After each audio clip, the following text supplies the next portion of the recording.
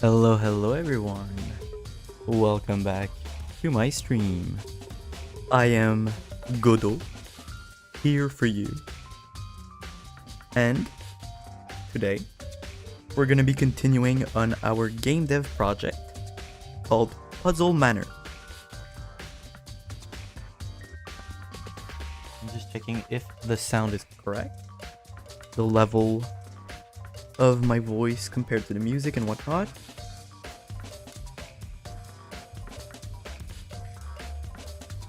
Yep, it seems alright. So now,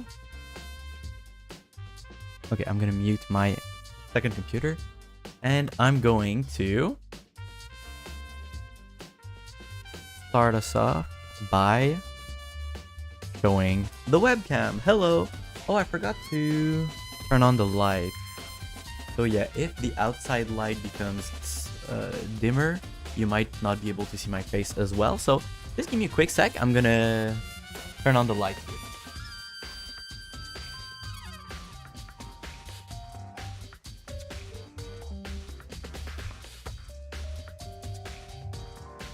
Okay. Sorry, my dog is being distracted because someone arrived in the building. And this always kind of triggers her. She did not bark though, so that's pretty good. Today, I have a plan of doing... So I don't have like one particular like super intense big thing to do today. My plan is actually to do multiple small things, but they're very like defined things that I have to do. Okay, so this is not just me like fooling around. I have actual objectives. So what I want to do today, I wrote them in the to-do. So I did prepare a to-do in the post-it at the end of the last stream yesterday, but I changed them. I changed the list of things to do just before the stream because I was thinking about stuff I wanted to do and whatnot. And also, I said in the previous stream that I was going to do like particle system stuff this stream. So I've been checking out a little bit of Niagara tutorials, but I'm realizing it's a much more complex subject than I thought. And I want to use my own textures, I think. So I'm gonna have to learn how to do some basic texture painting for visual effects, which is kind of complicated. And then I'm gonna have to do the particle system using those textures. So it's gonna be a whole process. In the meantime, I would like to not do that because I'm just not ready yet, and I didn't want to spend like the entire day just watching tutorials and not streaming or anything like that. I want to progress, and maybe tonight, maybe in maybe it's gonna have to go like until next week or something. But eventually we're gonna do the particles, and when I do it, I'm gonna be ready. And while I'm at it, while I'm realizing, this project has just been me realizing that I need new skills the whole time. So I've been learning Blender, now I'm pretty used to it, so I can do 3D modeling. I've learned how to do, just a lot of stuff with Blender. Now I'm realizing that I need to learn like a bunch of systems, right? So I'm already pretty familiar with like the materials side of Unreal Engine, but now like the particle system tool is like, Niagara is really huge, man. You can do so much with it, and I'm realizing now I need to learn how to do some just texture painting, right, to make my own custom textures basically that I can use for VFX. They're like black and white textures. That's kind of crazy, and if I'm going to be learning that, I may as well learn to do just actual normal texturing, which I will be probably doing somewhat soon as well. And I'm gonna be probably remaking all of the textures in the map. So here, if I show you guys the project, as I said, the 3D models that I made a long time ago, most of them, they're just simple colors. That's fine. But those that use textures, so basically pretty much just the 3D environment, that uses, like much more detailed textures. It actually uses like default freely available textures in SketchUp, right? Because originally I made all my 3D models in SketchUp. when I made this project years ago for the first time. It was much less well done than what I'm doing right now, but it was functional, right? And yeah, the textures here, like the wall, you know, it has like a stone texture. Here there's some kind of texture of a carpet of some kind. Here, oh, where am I? Ugh. Here, there's like another carpet texture and then another one. And then there's like wood textures. Like here, there's some kind of a wood texture, another wood here, a different kind of wood here. You know, there's just a bunch of different woods that I'm using. And these wood textures, like they're looking pretty good and stuff, but for these planks as well. But I feel like maybe I should be doing my own textures, right? Also, like here, the painting of Miles Davis, it's fine, but I need to maybe find a picture that is free to use, because I don't know if this one is free to use. You know, I don't know if it's under Creative Commons and whatnot. This is not going to be a commercial game, so this is fine if I'm using something Creative Commons. Like pretty much anything Creative Commons is fine here. And yeah, here, I mean, you know, yeah. But for today, we're gonna start by finishing what we were doing last stream, okay? So one of these things, well, no, the thing we were doing last stream was placing these pieces of the paint, this painting here. The pieces I was placing around the seam, right? So there's one inside the chest here that we can hardly see right there. And there's one that I selected here that's hidden in another painting. And the two missing pieces, well, the two pieces that are actually on the easel, I need to place them in the seam. Okay, so one of them I wanted to, I don't even know if it's gonna fit. I wanted to place inside of this box, this cardboard box. I may have to scale the whole thing up. Basically, it's 0.8, 0.8, 0.8. How about not 0.8? How about that? One high is just weird though. Like, can I just go 0.6?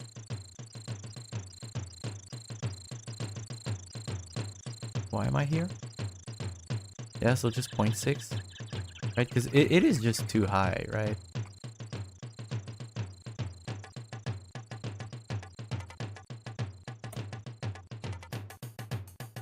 Why are you moving me every time?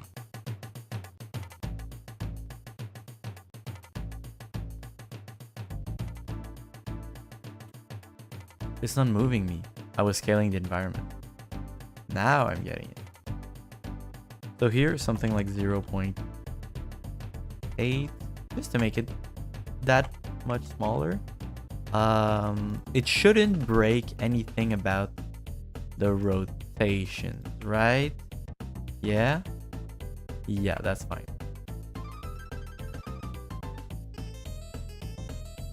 Kind of.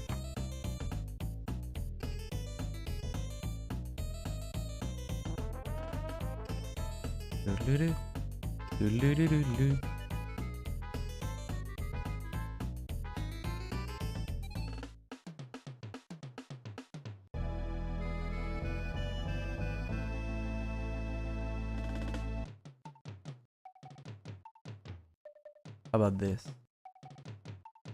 I just want this to go all the way up to the wall. This is pretty good here. Yeah, I think it's pretty good. And then we can still see inside a little bit. And it's just like really huge, right? Yeah. Okay, also the normals are probably not okay on the box because it's not displaying the lookable correctly. So I'm just gonna go really quickly in Blender and edit the normals for this. Also, there are normals on the terrain, well, the environment, I should say, that I still need to fix. So, you know, here. Oh boy. Yep. I can't even see the rest because it's been too long. So now I just open.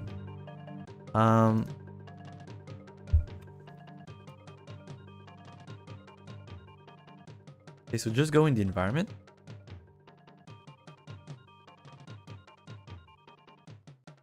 Right, like this, and then this. Okay, that's good.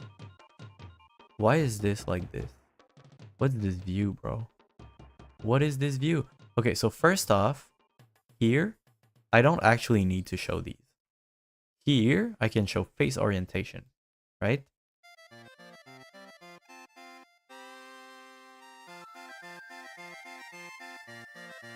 Interesting. Okay, so here, you guys, you're actually facing the wrong direction, as it turns out. So just flip these. Also, these, yeah, they need to be flipped.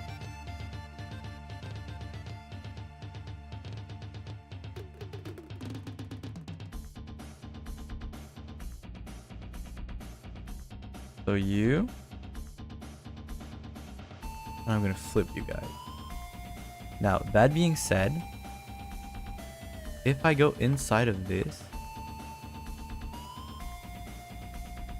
now you probably find that your floor is facing the wrong direction.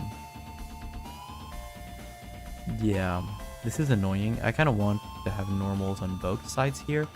Or maybe I make this floor have some amount of thickness, right?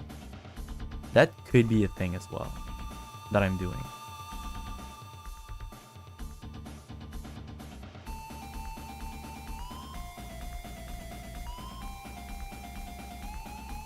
Yeah, I don't know about that. Why is this all transparent?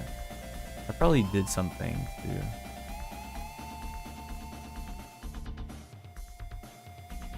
Yeah, I definitely did something with that. If I remove this and I go like this.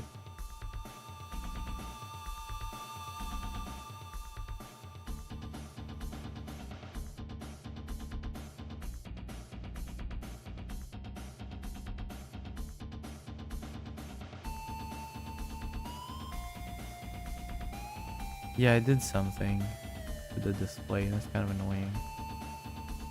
I don't know why you're displaying it like this. And then face orientation. Yeah, but this is fine.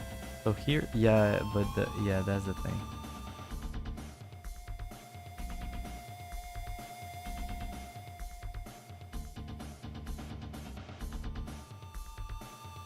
Okay.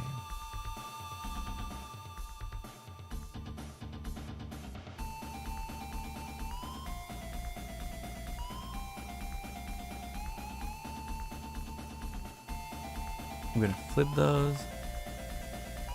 I'm gonna flip this one.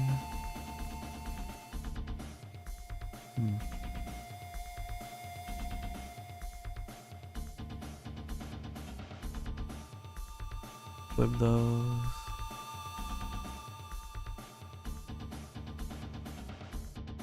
I mean, you know, stuff like that, right? Flip those. Whoops.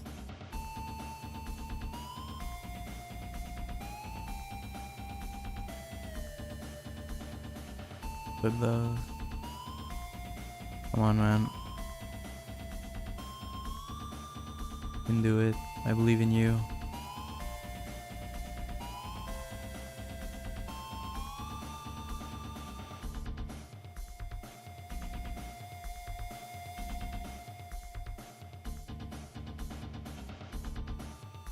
That might explain why the display of the light is always weird on the stairs.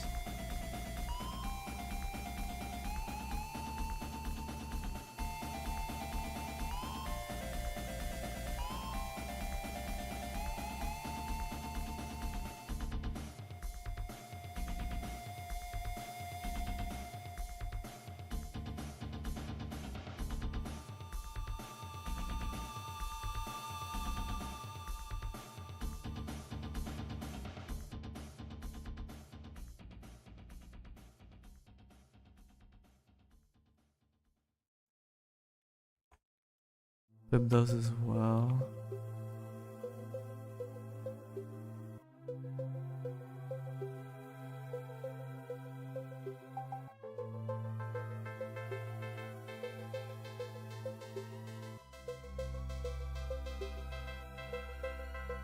Flip those.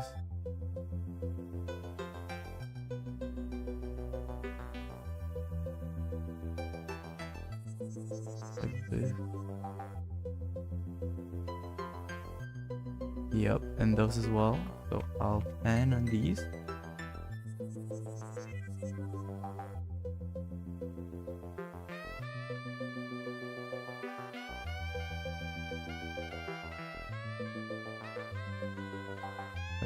Check.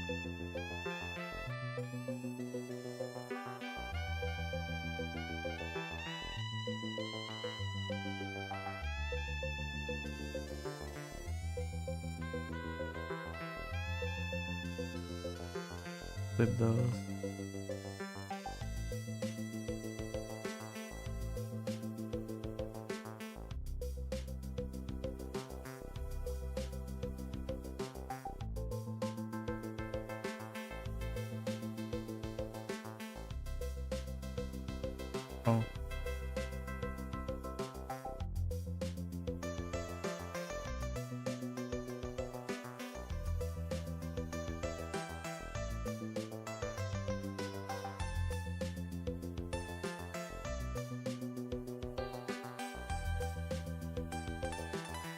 Oh.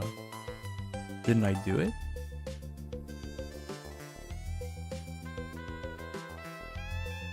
Oh, I see.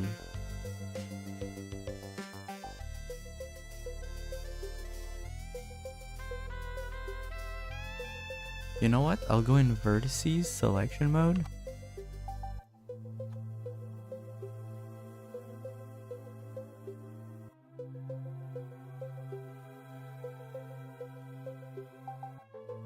Like this. And then like this. And I'm gonna complete the face here. So because I just did that, I think this, sorry, face selection now. Yeah, I think these I could flip. And now everything's blue. Yes.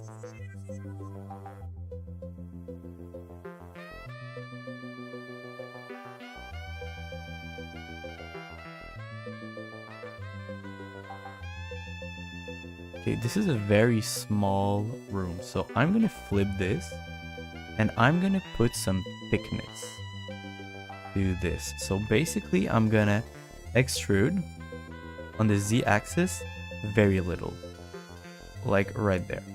Boom. Okay, this way I'm not even gonna see the difference, and I'm not gonna change anything. It doesn't matter if there's too many faces. All I'm gonna do is Alt N and flip this, and then that's it. That's all I'm doing here. Okay.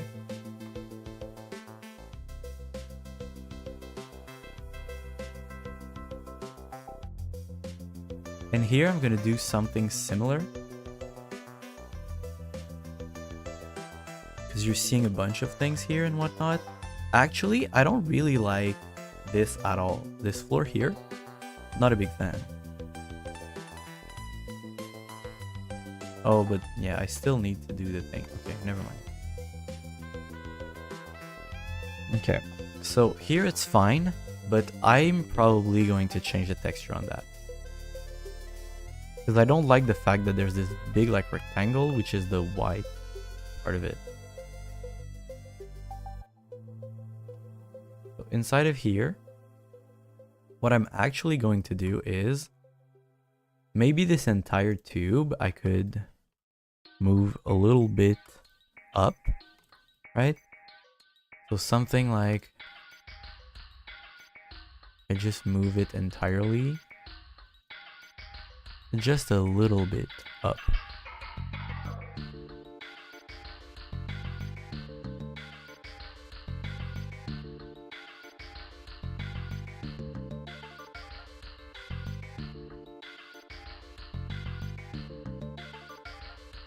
Not this.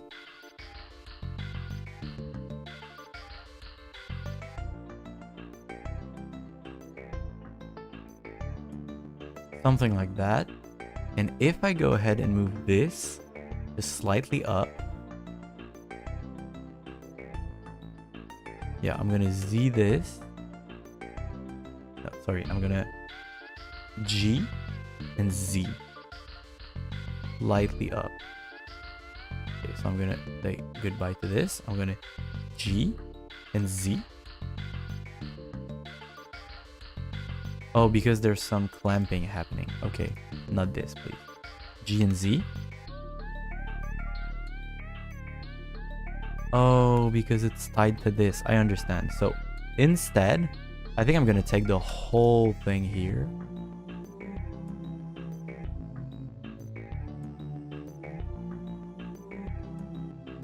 Yeah, and I'm going to extrude along the z-axis just by a tiny bit.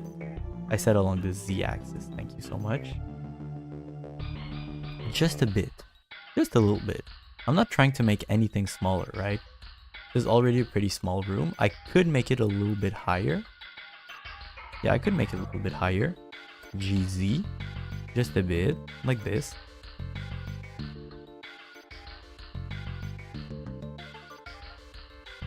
Okay, nice. And here, if I go ahead and select all of these, I can flip their normals without affecting the previously existing roof of the, or ceiling I should say, of the other thing. So here, Alt and flip. So now if I look here, it's just entirely blue. Whoops. When I'm inside, that's really annoying because I'm getting outside the room the whole time. And this here, I can select all of that, and all of that, and all of that, like this, and I can flip this one as well. And now, you know, no problem here. Oh, though, this one right here,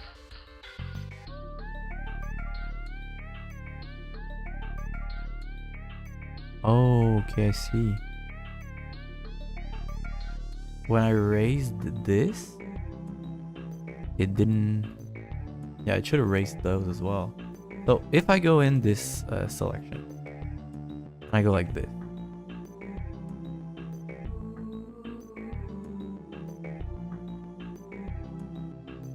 GZ. Okay, I didn't select what I wanted.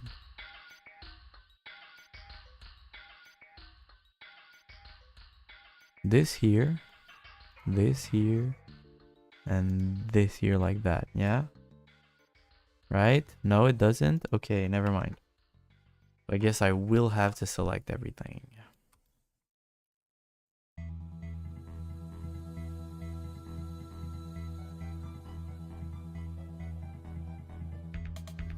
No, it doesn't want to do an alt click. It's kind of annoying. Well, I'm gonna have to take everything, and this is gonna clamp to the edge. Yes, you're gonna clamp to the edge eventually. So I'm gonna select all of these edges.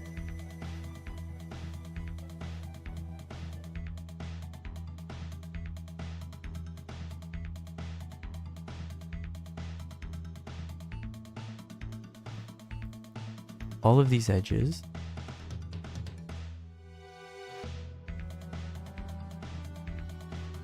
I didn't know it would deconnect those. I thought they would stay connected.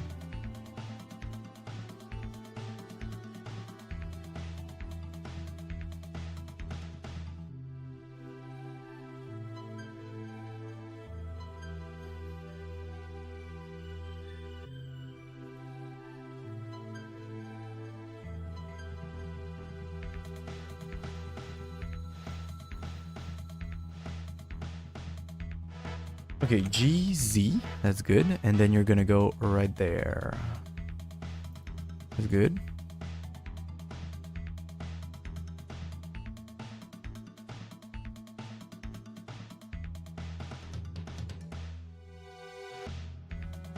Wait, why is that true?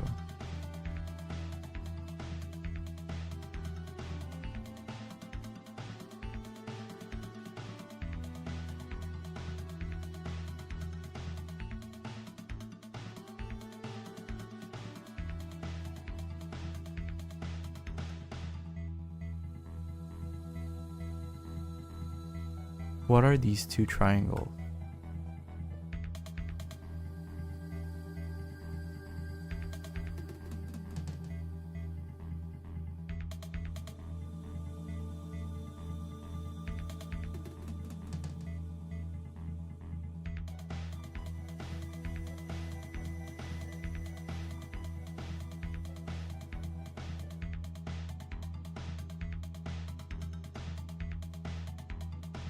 Well, you know what? I think I'm moving these just like I wanted.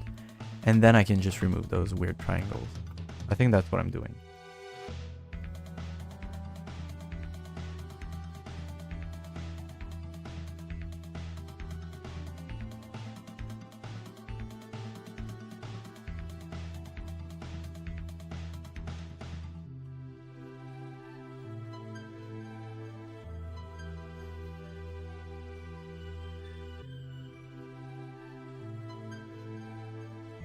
Okay. That was the second one. I'm just not sure where it was. Ah, right here. Okay, so I'm zooming in, and this way when I move like this, it's gonna be very precise, and I can go here, edges, and here, edges. Okay. So now, we can see like this, everything is fine.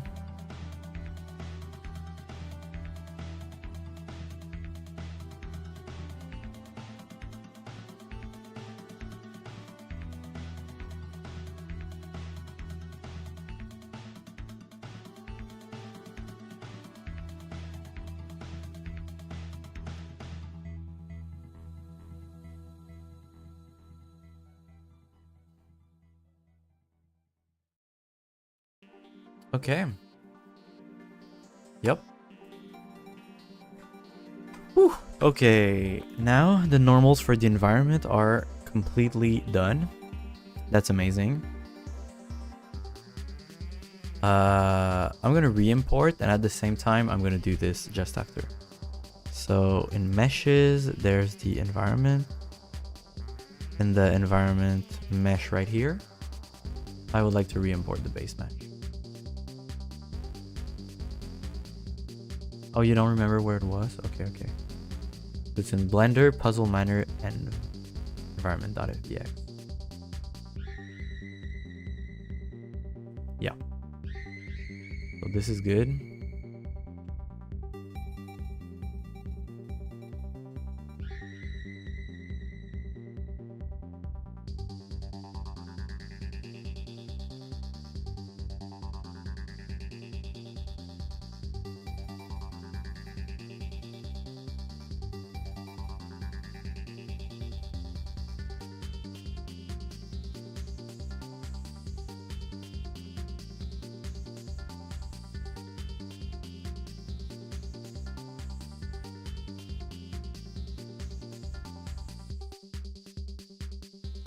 Yeah, there's some weird texture glitches, but okay.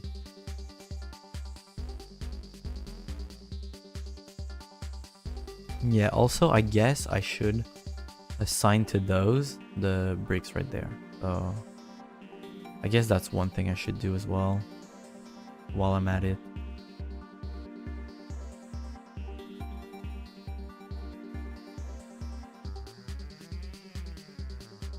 So I guess if I remove this now, I can see all of these. No, faces select, please.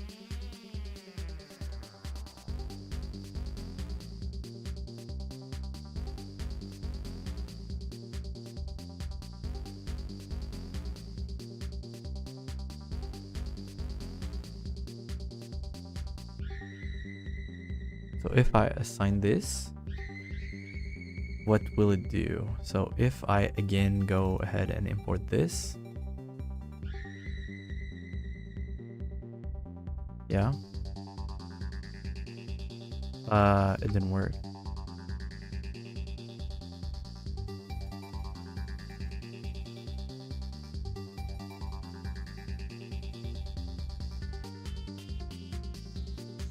Oh, because I did not export it.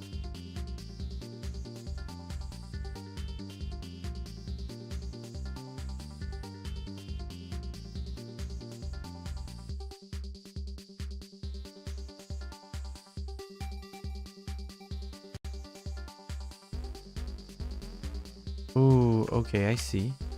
I see. That's interesting. So basically, what the heck? I need this or something, and I need some UV editing right here. Why am I seeing my environment like this?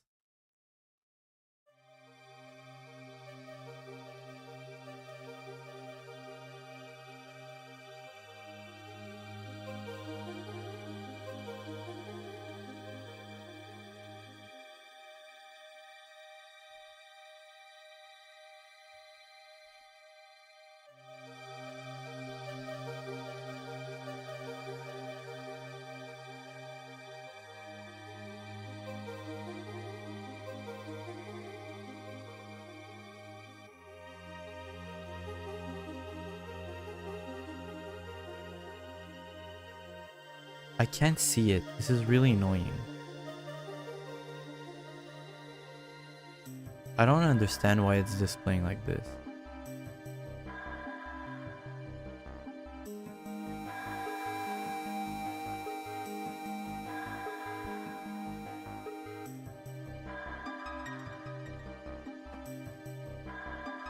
Okay, just 2 seconds. I need to stop my dishwasher.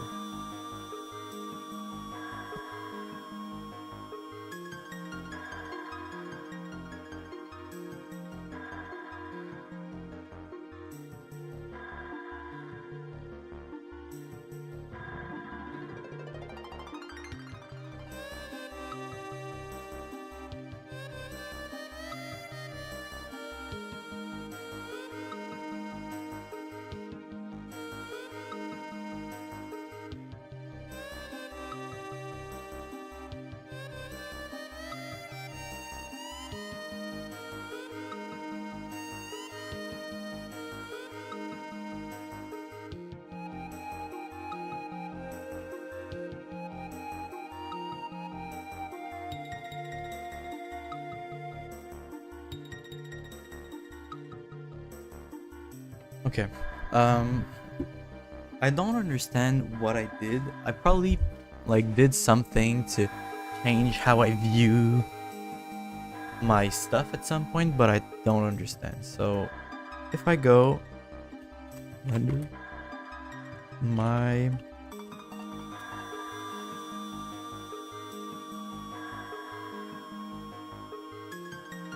really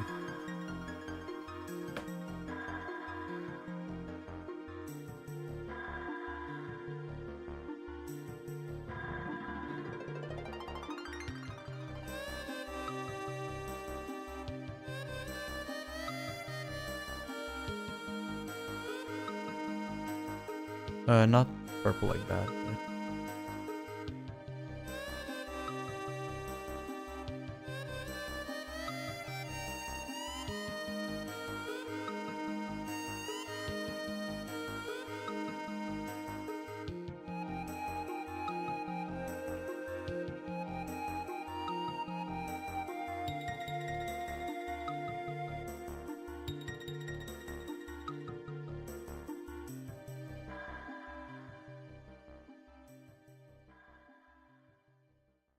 Backface culling? Is that it?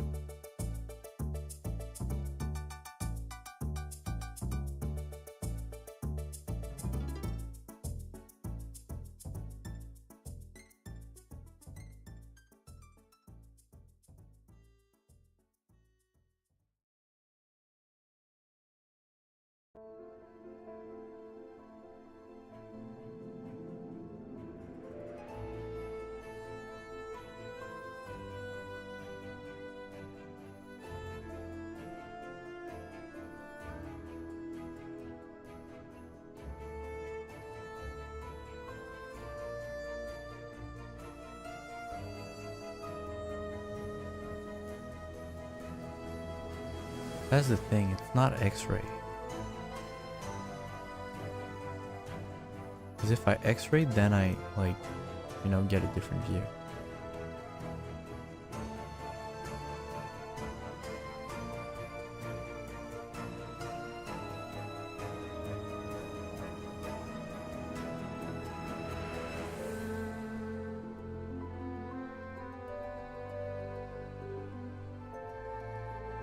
If I say Blender, disable back face culling, okay?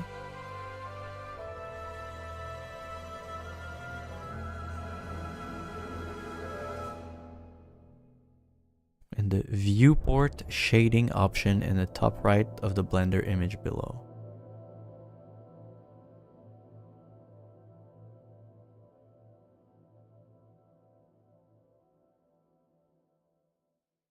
So wait, if I go in, just in the normal layout here? No.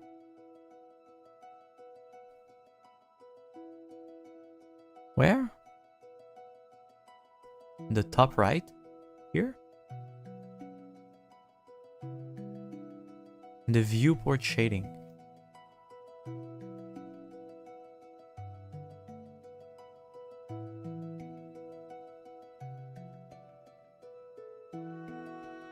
It's not here. What are you talking about?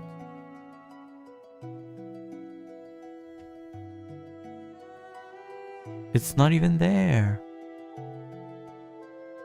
There's no checkbox for backface culling. I'm being lied to.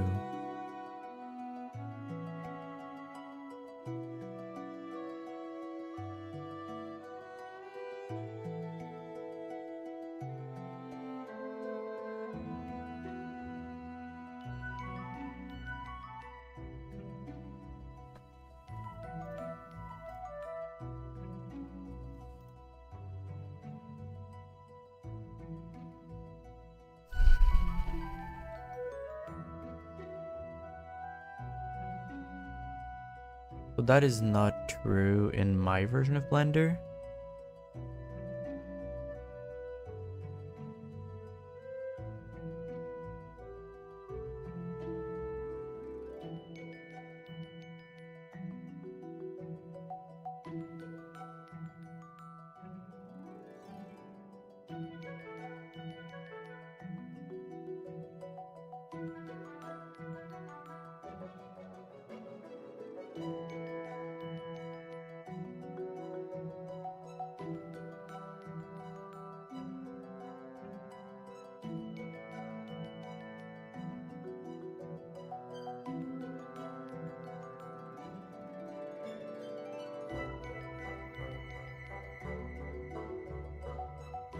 Okay, but that doesn't help me.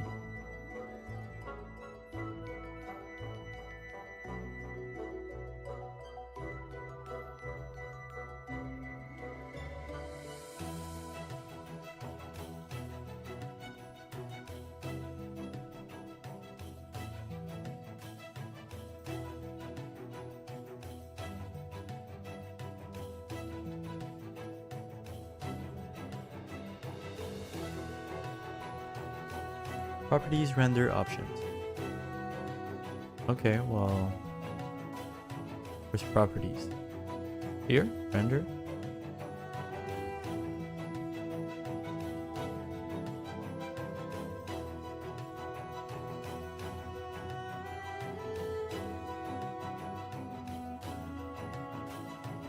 Oh, properties, render options. And then, sorry, I think that's here. And then, yeah, render and options. Where's options?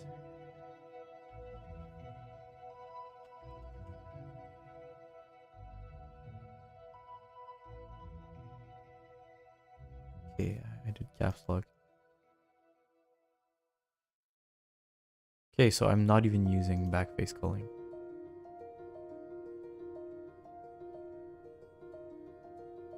Oh, it is that one. Why is it like this?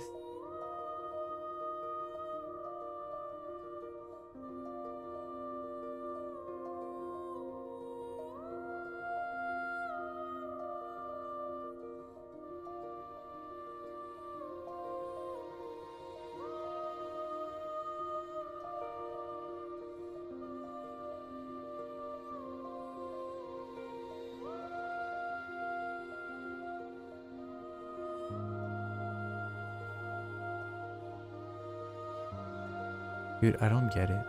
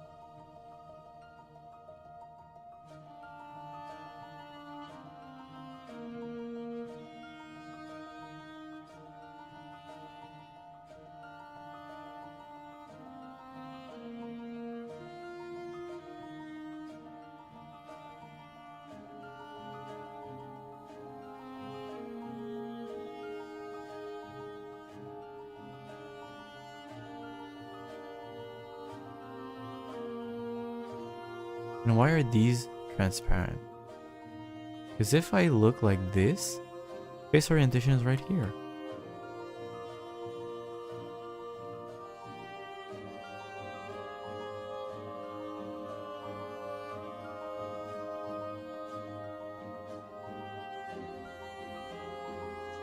Oh, I have a call.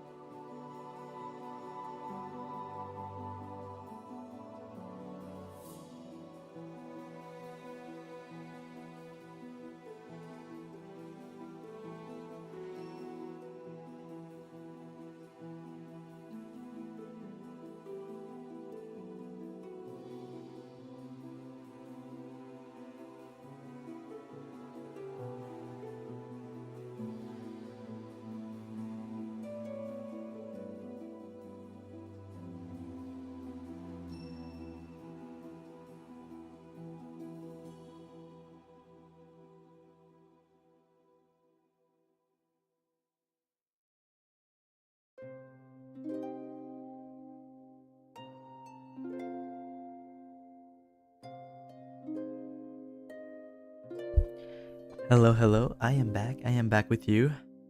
Back with the living. Okay. So, then I'm unmuted. I'm just gonna make sure. Last time I forgot to unmute myself. It was very embarrassing. Yes, I'm fine. Okay, so you that I just selected, not all of you. Not you, and then... Yeah, that's fine. So you that I selected, I'm going to assign to you this. Why is it still invisible?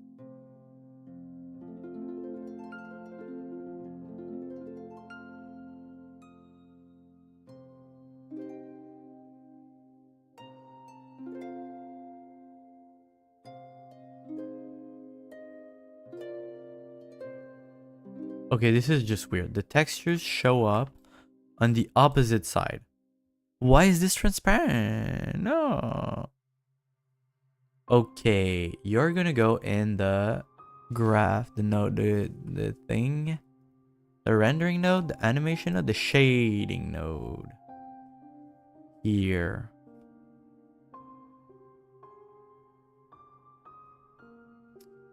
What? Why is there two? Alpha? Okay, sorry, just to be clear, you don't have an alpha. Okay? You don't, and certainly not using the color. Okay? Thank you so much.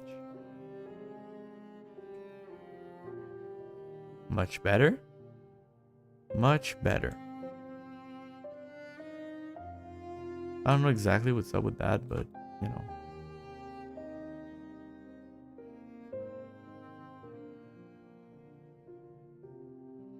Okay.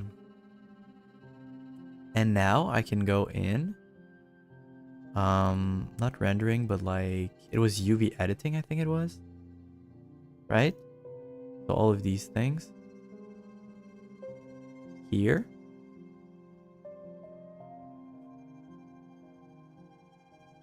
All of these here. Okay, that's great. I'm gonna UV unwrap those. And now that they've been unwrapped, I just need to scale them in such a way that it's the right size, basically. This is a little too small. This is almost it. That one is pretty close, actually. So if I go here and I unselect, oh, well, unselect here. Keep this selected, go in layout, and just look at it. I'm sorry. Why are you higher? It doesn't make much sense. No, this is the wrong thing. Oh my god, you're kidding, right?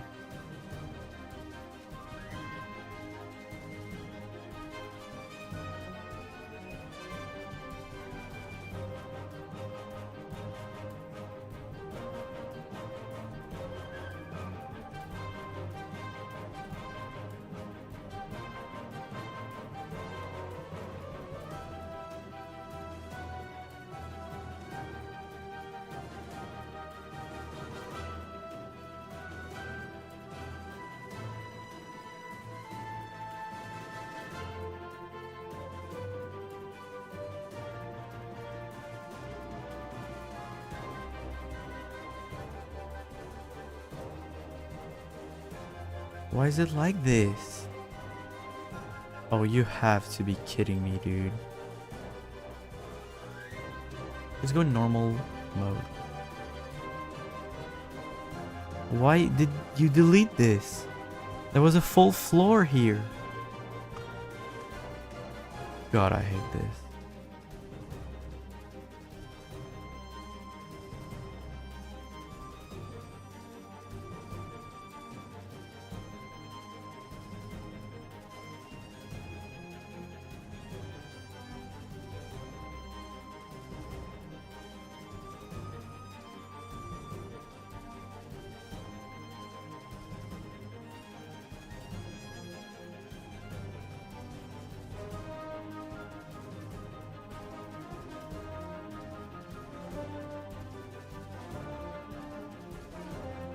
This is so annoying, really. Okay, so you,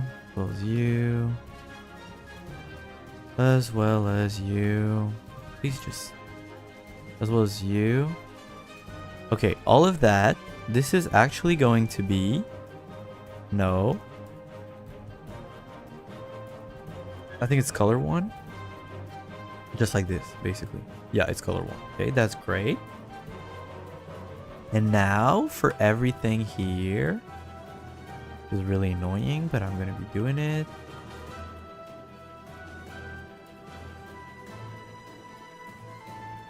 Like this. I'm going to extrude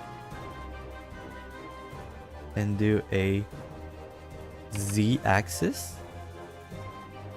I said Z-axis here. Right? Kind of like what I did the first time. So, and because this is an extrusion, there should be 2 layers. What are you talking about? There was supposed to be 2 layers. So Control Z then. And I'm going to do Shift D. And then negate the move. And then GZ. Up until, you know, this. Right? Now there is definitely 2 layers, right? Yes, there is. Gosh, that was annoying. So now this one is going to have this stone. And I can even go in this as well as UV editing. And here I'm going to be doing a UV unwrap of you. And I'm going to make sure that you guys scale to have a correct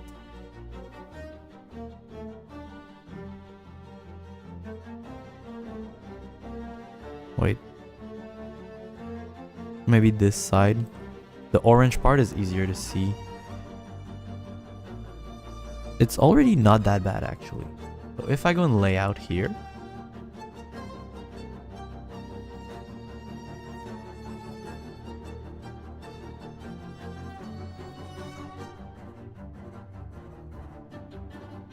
it's not that bad, honestly. It's not that bad.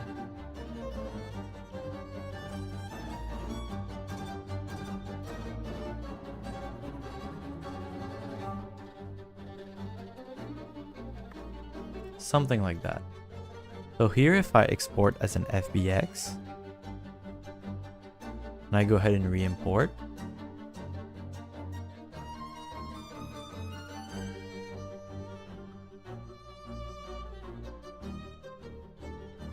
so yeah, here it's fine, and all of a sudden, oh, I have a nice ceiling. Yay! And if I go inside of here, this is fine as well. Okay, now there's just one thing that I would like to mention to myself, is to remember that I just reworked the face orientation of this stuff. So chances are that, yeah, exactly, that this is not okay. So here, if I go in face select mode again, like this,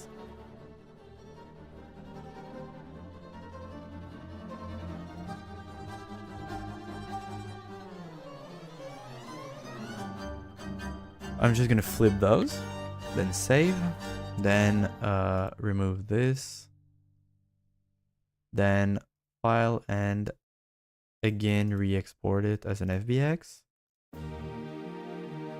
Okay, and now if I re-import it, and this environment has been causing me a lot of problems throughout this entire process, but hey, at least now it should be fine, right?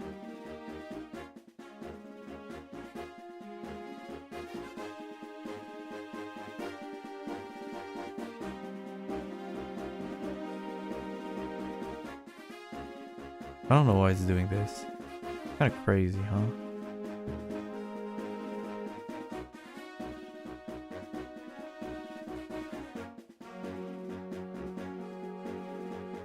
Okay. Yeah, there's some textures that are having issues.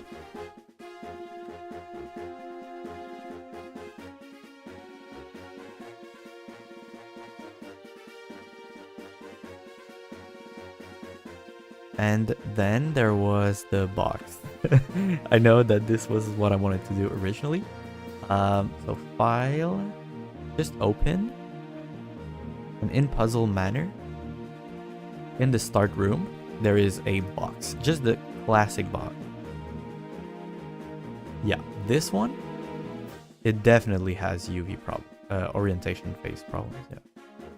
So here, yeah, I select you. And then if I select faces, boom, You okay? Yeah, okay. Boom.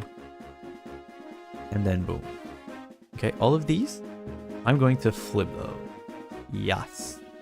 Thank you so much. So now if I remove face orientation, I just save. And then file export as an FBX. That's good. I guess I can always open the other, like the box flaps. Okay, so that's not a problem. Flap 2. Yep, that's good as well. Okay.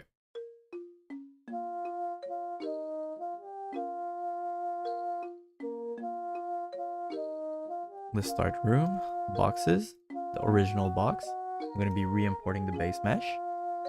This way, the normals are going to be alright. So now if I go look inside of the box, I should still see the lookable. Did someone order a package? Here it's fine, everything looks okay. If I click on this and it's open, you know, I still get the message here. That's good. And now I have a pretty big box and I can try to move stuff inside of it. So which one is the smaller piece? That's a really good question. Maybe this one? I'm not quite sure. Maybe this one. But it's very long, it looks like. Let's go with this one.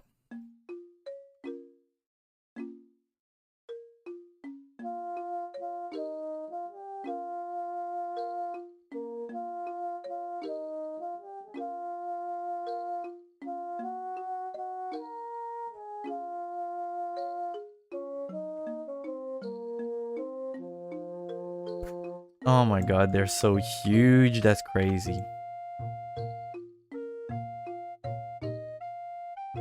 That is insane. This is way too high. What are you talking about?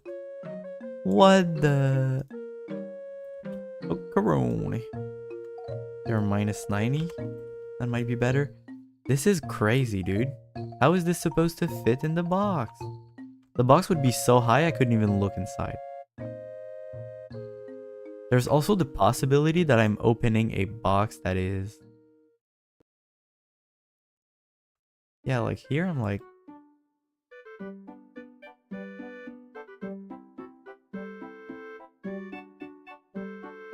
Maybe I just put it inside of the broad daylight. So here, how low can it get? Something like this is probably how low I can get it. And then I can probably change its orientation here. I think it's this one. Yeah, that's not it. Something like that.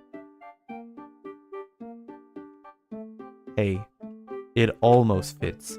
I'm actually fine if I make this box bigger on these sides. So if I get like a 1.2 scale by 1.2 or something, it's just a bigger box, but it's not higher, which is not too bad, right? Look, this is really starting to get pretty good. Right? Okay, I'm almost all the way. Yeah, okay, maybe I can do it. Okay, so now the question is this outside? Not really, right? Okay, what if I go open it right now?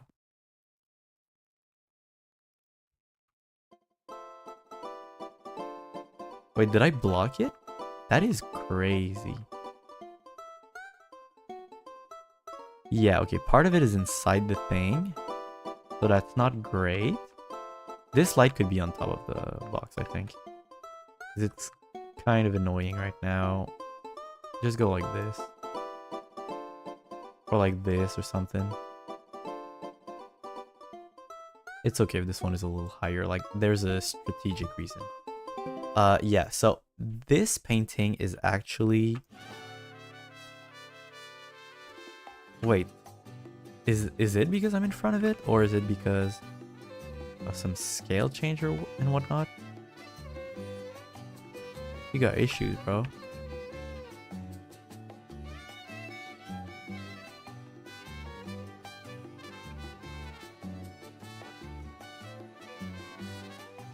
You are clipping through, actually.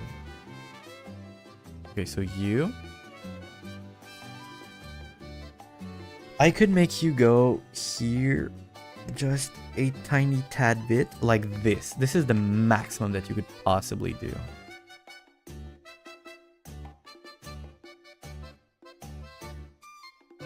Yeah, you're kind of inside as well. Okay, so the box is going to have to be just slightly bigger.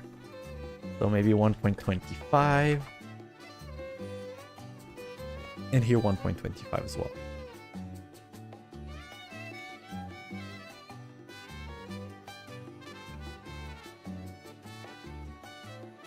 Oh, sorry. I didn't want to move the box. I wanted to move this.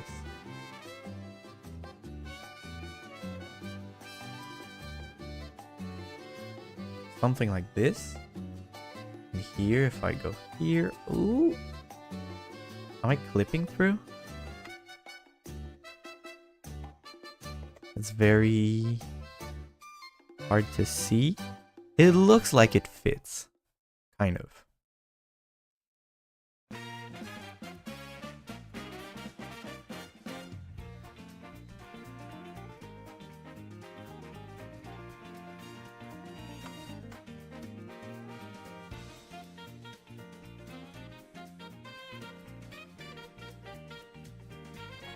Yeah, it could be a little slimmer actually on this axis.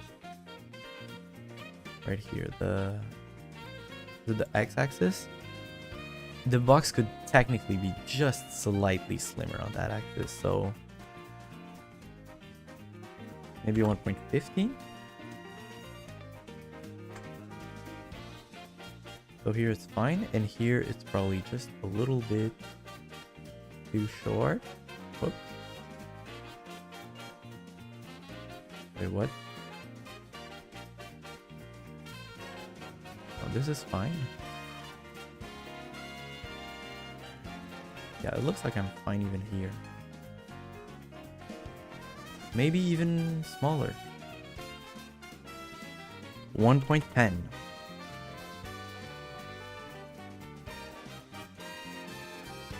Pretty hard to see now. Yeah, you're pretty much hitting the wall there, and on that side, kind of. Not really though. So you could actually go just slightly further, like this. Right, this way you're kind of hitting the wall. Whoops.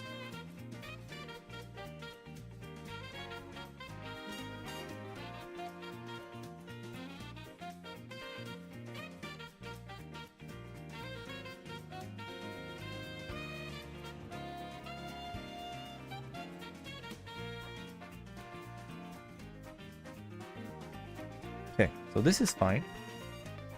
Now, if I go look inside, this is good, right? And this is seemingly having a hard time. But why?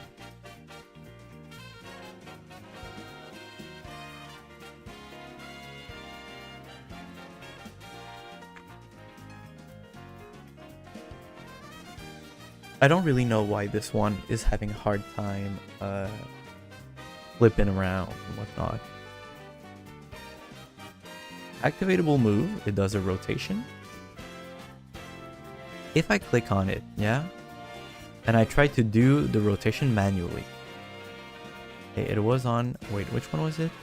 This one? Minus 220.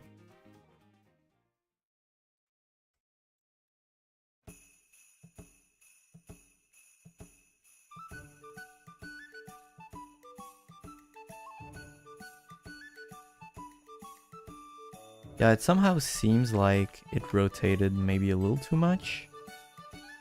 I'm not too sure. This one is movable.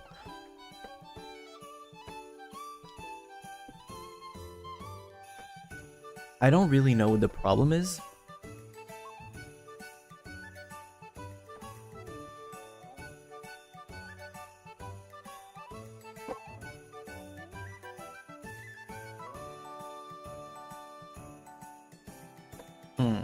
My back's kind of hurting.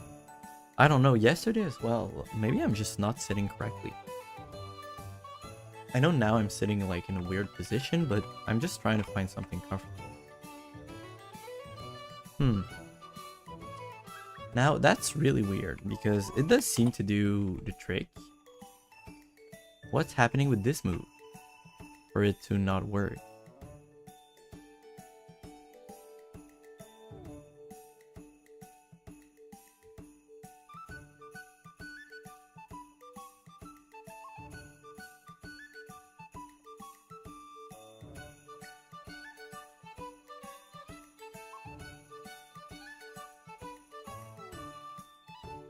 But it seems like it's trying to move, but it can't, right? That's what it looks like.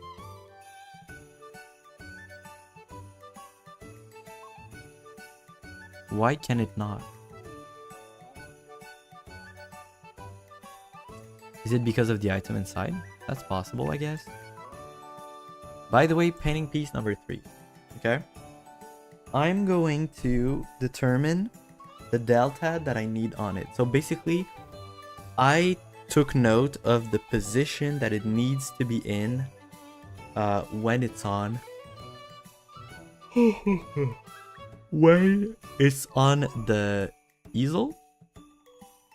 And now what I want to do is make a move that is instant in such a way that whenever I click on it, it just teleports on the easel. So as if it was found and then placed there by the player. So I'm gonna be adding a quick activatable move on you. You're also gonna have an activatable trigger. And now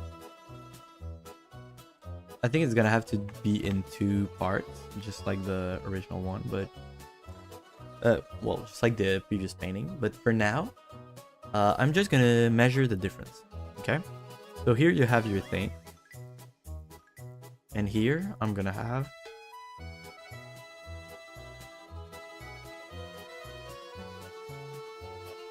painting piece number 3. I want it to be at 601,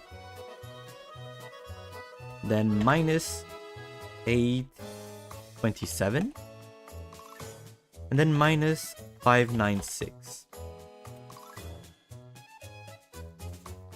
Or, you know, that's where it's at. I want it to be at whatever I said it is. So minus 36,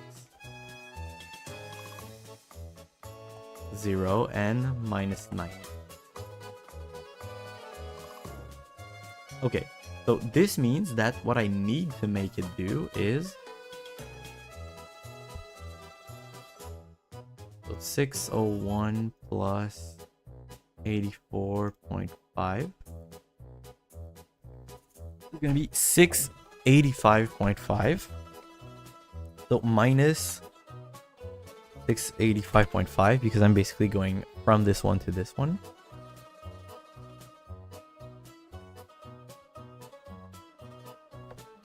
And then I'm gonna do plus 827, and then I'm gonna do my plus 100, right? No, not plus 100. It's from there to there, so it's plus 496. Also, I'm gonna do plus 36 and 0 and plus 90. So this is the movement that I wanted to make. So now what I'm going to be doing is going to be very simple. I'm going to give it a pivot. Okay, so you're also going to have a pivot. And the way I'm going to do that is that under painting, I guess, I'm going to add a new basic actor. This basic actor, can I just bring it back here? So it's going to go under painting. And I'm going to be calling it painting piece 3 pivot. So I will rename because it's not painting, but painting. Thank you so much. And I will be saying, yes, please, I want more music. Now that I've said that, Let's just go here, over yonder, and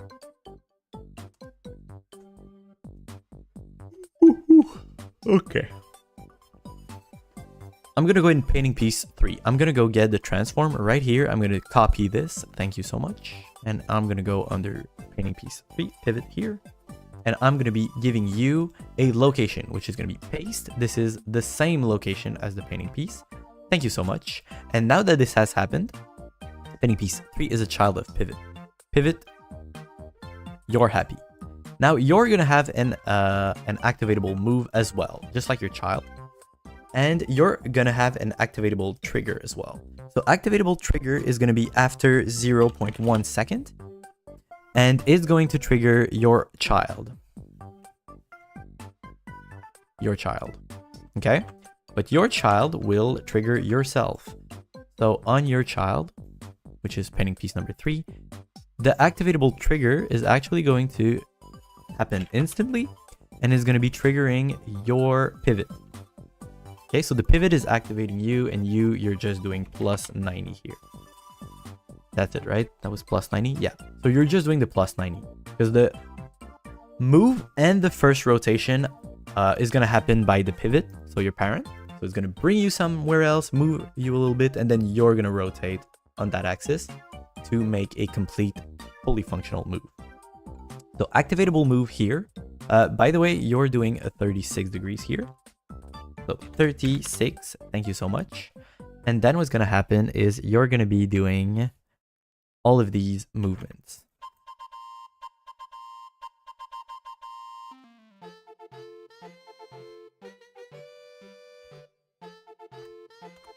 Okay, all of that is great. So now animation time, by the way, is going to be 0. And yeah, activatable trigger 0.1. All of that is great. And yeah, so painting piece 3 as well. I think I did it already. No, the move time is going to be 0. So you're just going to instantly rotate. And then the trigger here.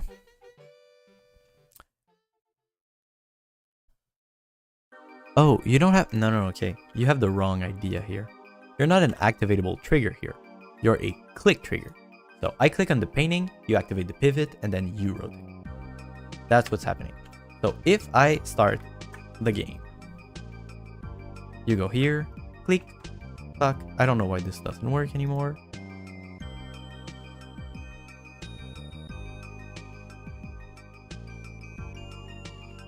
Okay, two reasons why it's not moving. One,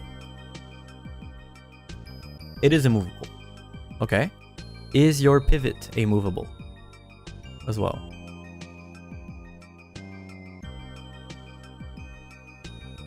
That's good.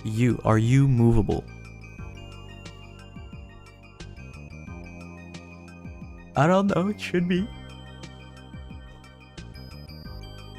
I guess because it doesn't have a static mesh, it doesn't know what to do, but this should be fine.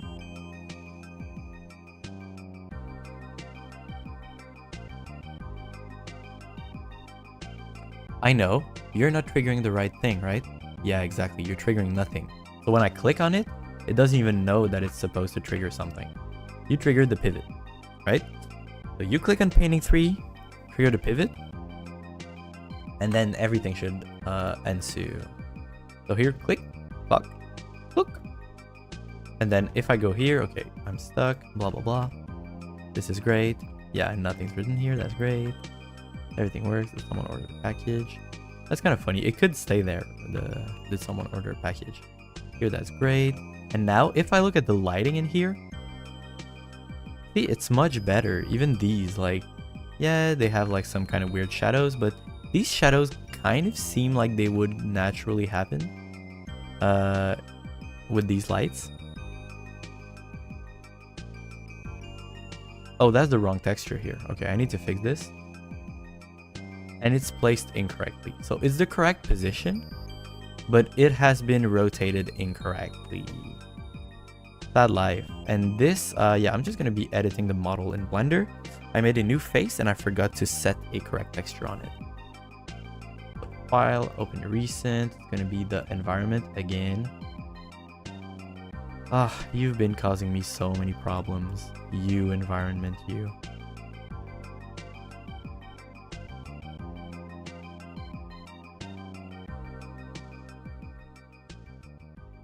Yeah, you right there. Okay. I'm going to go ahead and give you this texture. Okay. Do you have the correct face orientation? Yeah. Oh no, did I do it wrong again? I think I did.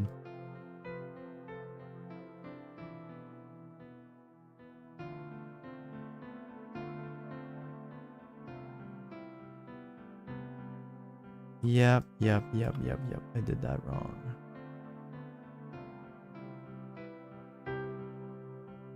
Well. Okay, you're gonna be... I'm in edit mode, right? Yeah, I'm in edit mode. So here, Shift D. And then you're gonna do Z. And you're gonna go right there. That's great. Wood, lumber, blah, blah, blah. So it's the same wood as here, right? I guess, yeah. Maybe it could be the same wood as this. Wood cherry original here. You could be wood cherry original. I don't mind. Also you, if I go here in shading, you don't use anything for alpha. So normal is fine. So yeah, you just, what are you talking about? I don't know why they all have the alpha and whatnot. Like the color as the alpha. That's kind of weird.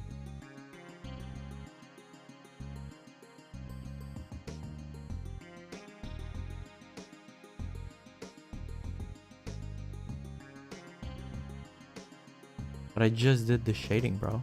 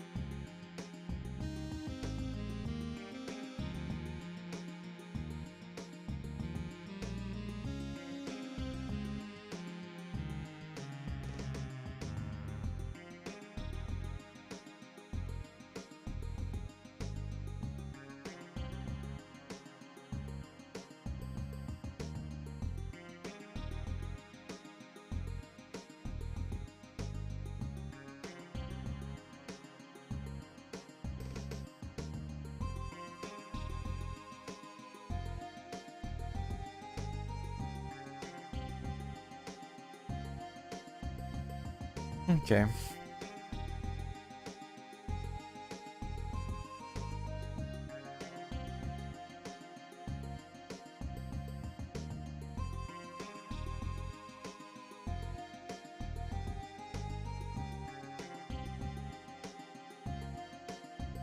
This, by the way. Yeah, why does it look like this?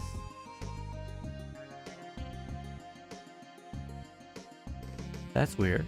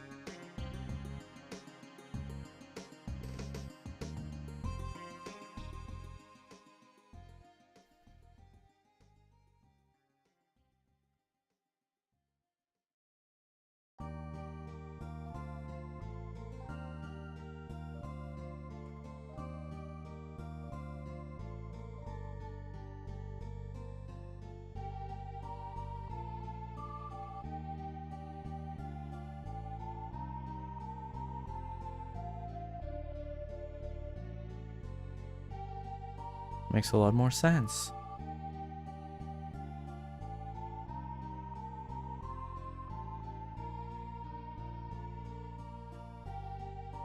Maybe I will scale it just a little bit.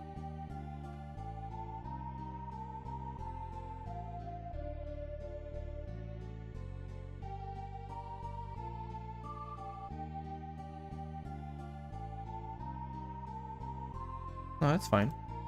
I think it's fine.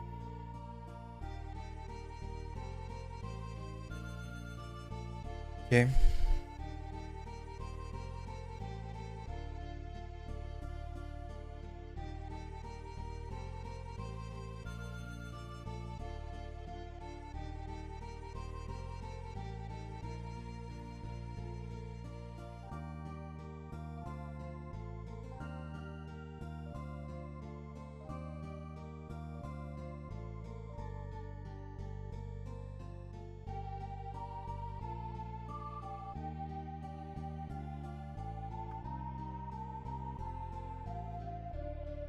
So now I guess I can reopen the mesh for the environment again. I'm always re-importing the environment. That's kind of crazy. Re-import base mesh, please.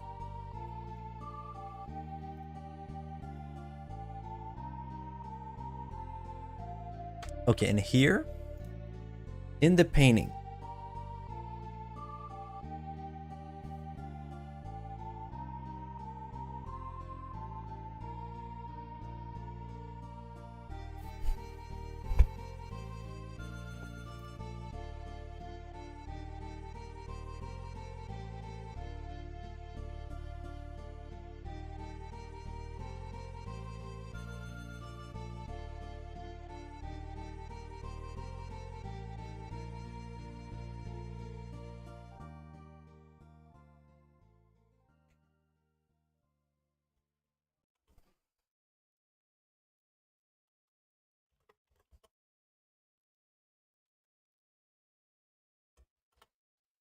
okay.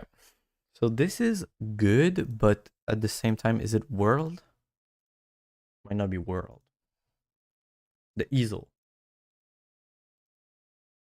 The painting. No, they don't have anything, so.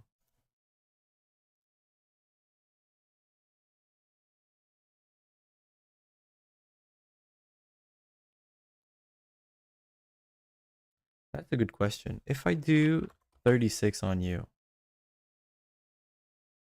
and I look at the painting, see, it doesn't work.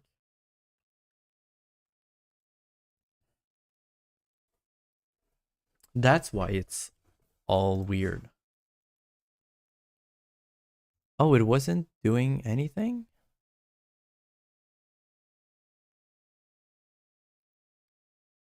Like this.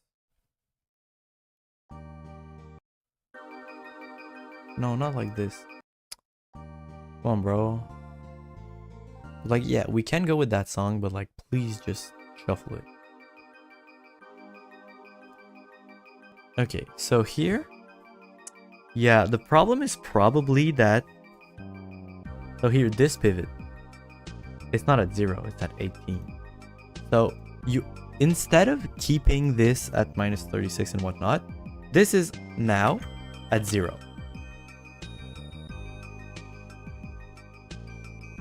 And here is going to be at minus 36.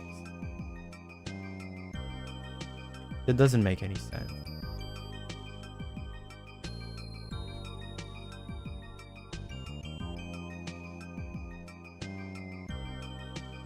Okay, or maybe, you know what? Look. You have no rotation.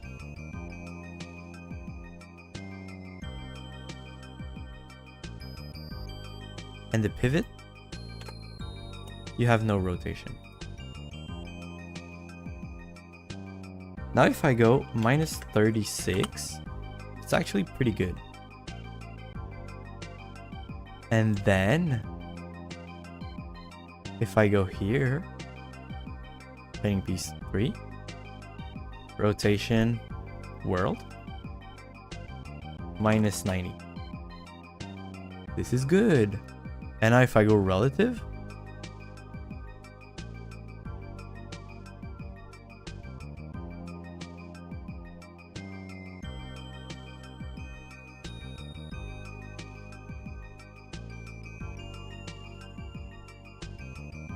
okay, I understand. That's kind of crazy that it has all of these.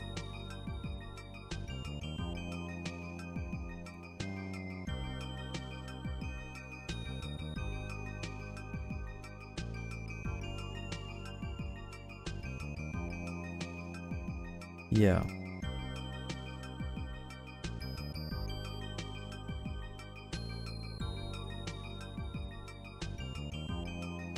It's kind of crazy that it has to like compensate for the other one's rotation. But here,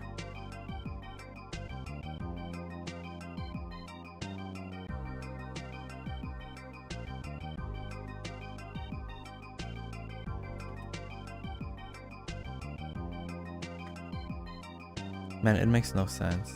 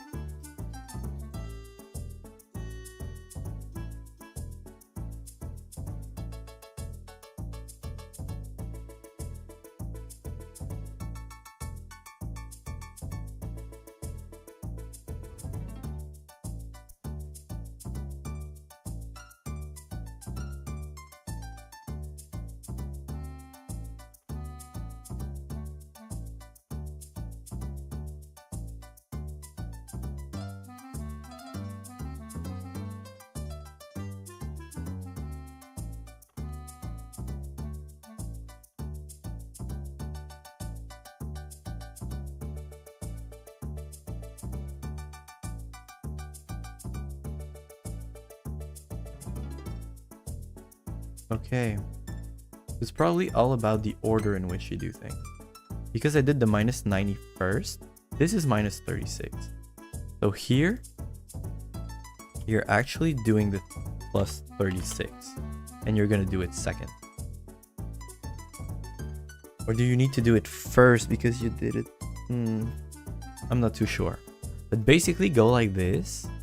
And you, the pivot, because you're the minus 90. Now you're the one who's doing plus 90. Okay, and the position seemed alright.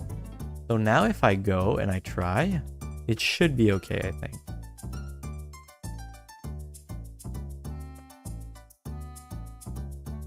think.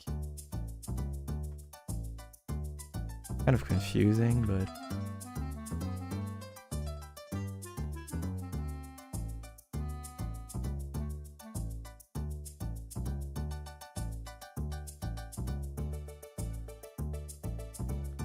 it's alright. It did the right thing.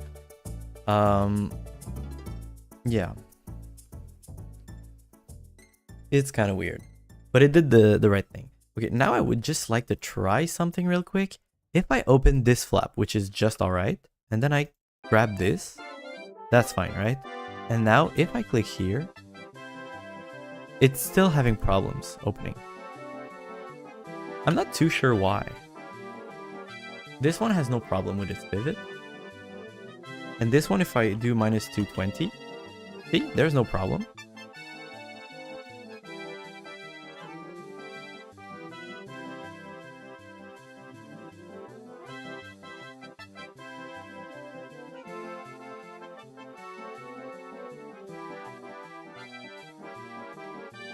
Yeah, I'm not sure what's the problem with you here.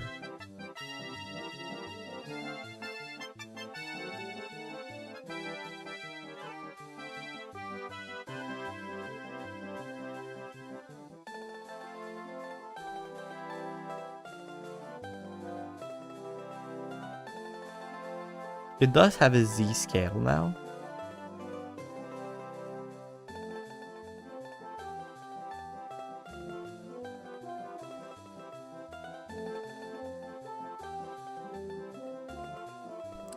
It's kind of weird though. Why? Why do you have a Z scale? That's not necessary. So what if I start now?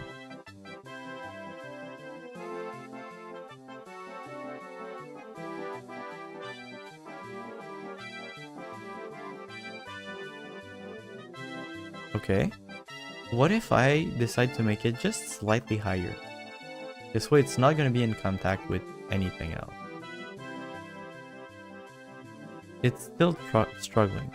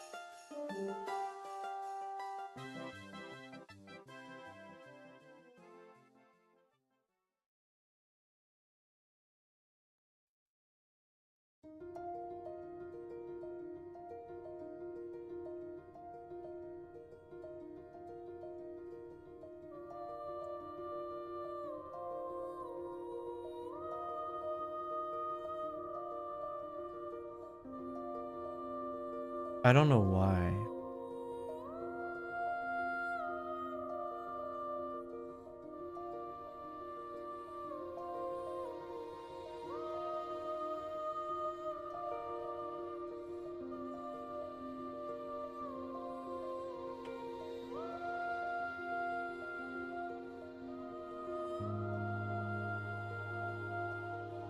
It worked super well last time. I'm not sure why it's not working now. It is bigger, but maybe...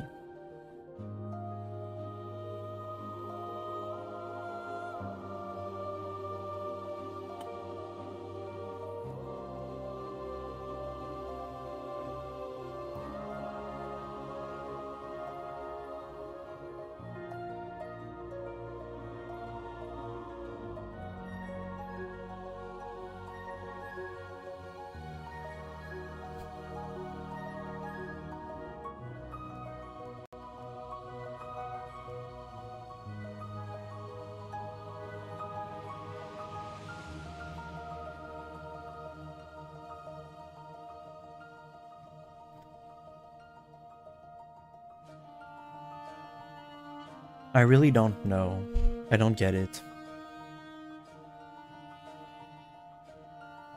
I do not understand what the problem is here.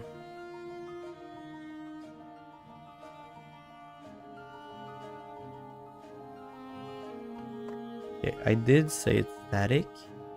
So compile this once. Boom, boom. Oh no. That's an error. I made it immovable. Now it should work.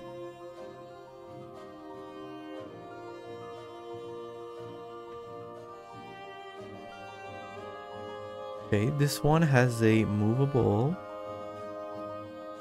Actually, it moves this one. Activatable move. 116 degrees.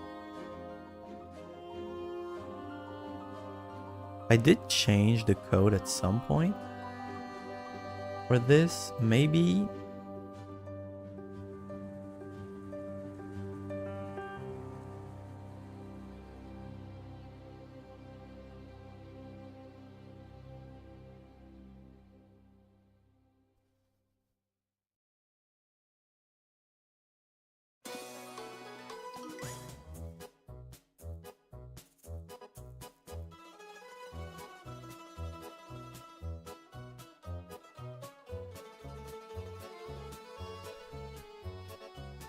Yep.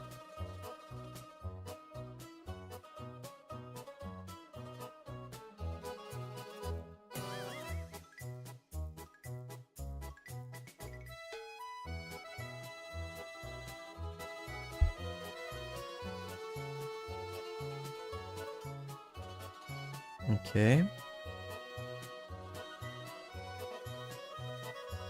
I don't understand what the problem is, especially because, I mean, as far as I know, all of the other rotation, translation, whatnot, like, no other move has been having problems, as far as I know. So,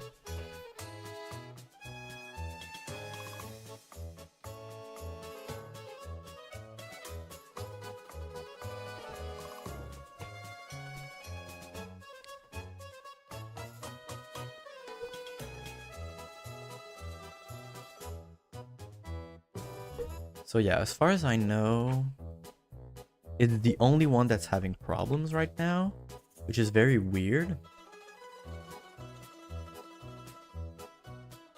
Man, my lower back just hurts so much. I'm doing something. I don't know what it is, but I'm doing something.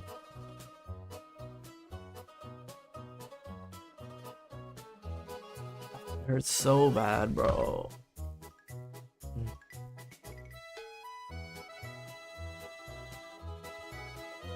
Maybe I just didn't sleep correctly. Maybe I was like positioned weird when I slept. I don't know. Something's happening.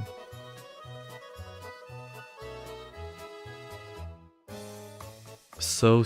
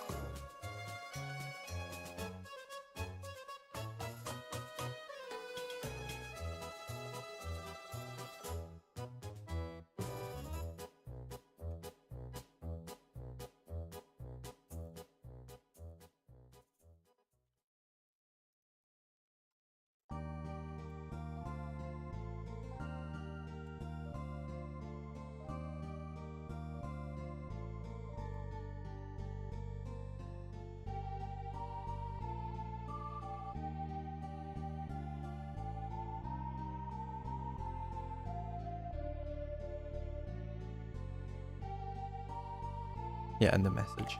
That's true. So I'm going to be adding something like, or instant animation.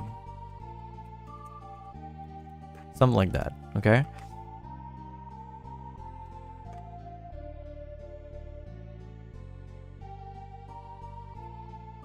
Oh. No, if it's greater, yeah, if it's greater than 0, you do this. Otherwise, you do instant animation.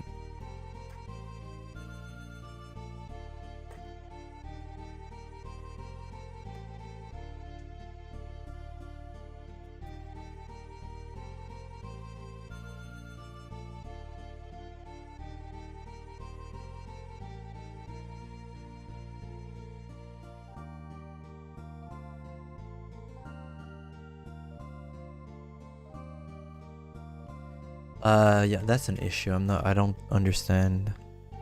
Yeah, I need to recompile, of course. I don't know what the problem is. I'm trying to find, but... And the weird thing is, like, right now I'm debugging the C++ class, but for real, the C++ class shouldn't be the problem, in theory, because...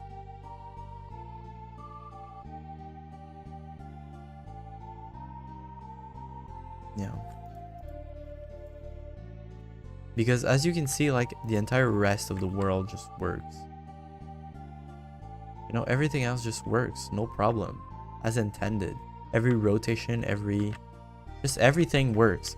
So somehow, one thing that was functional broke, but the other things that are functional that do the same thing didn't break.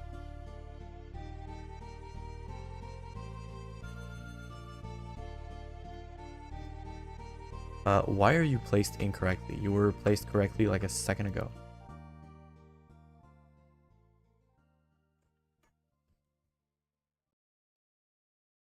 Because I moved it. Like 10 back or something.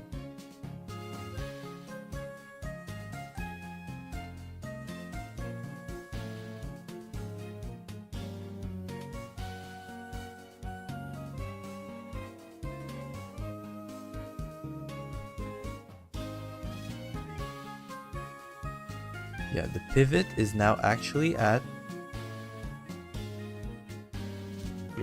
591. So you need 10 less move. 75 or something?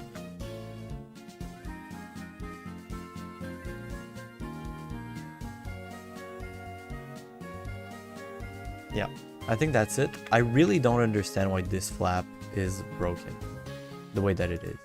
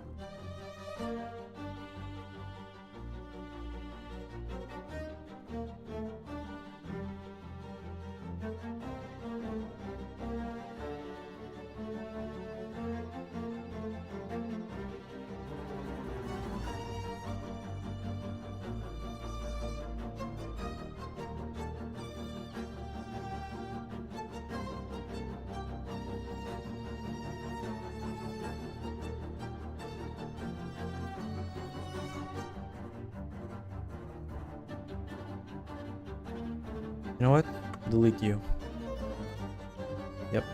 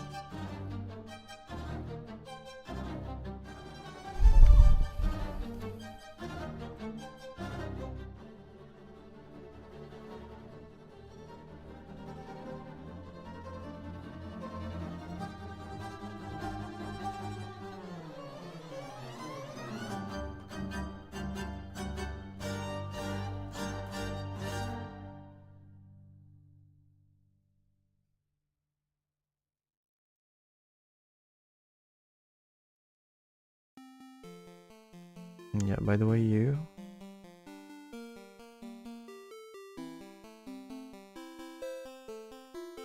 delete that one.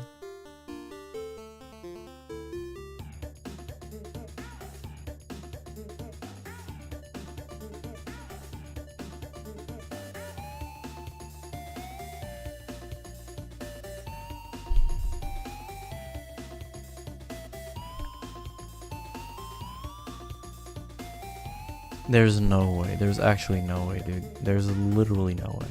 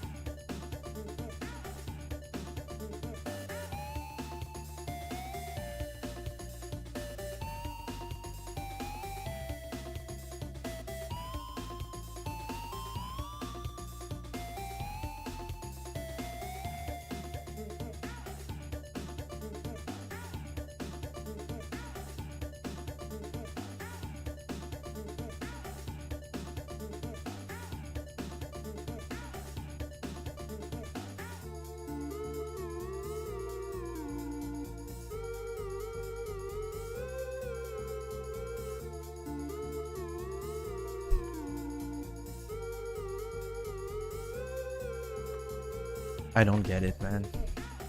There's something weird with this. Right, okay. So you're movable now.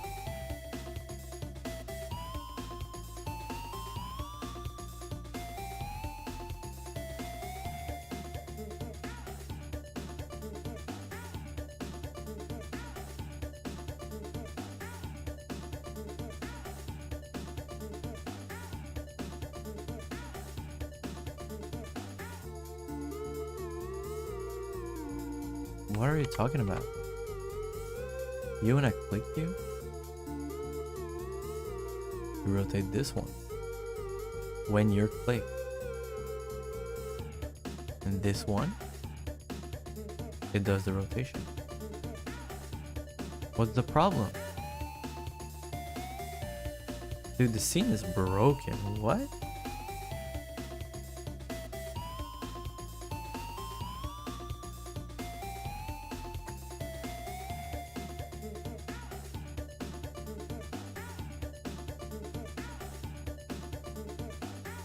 Mobility of what?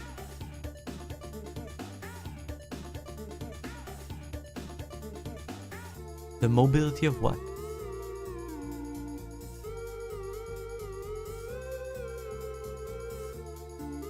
Of this?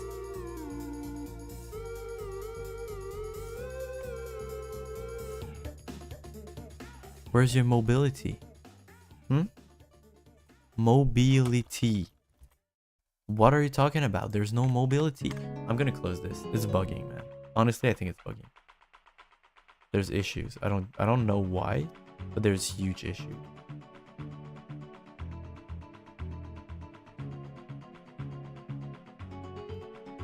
It doesn't make sense. I'm gonna go get myself some cookies. Be right back. I'm gonna pause you guys.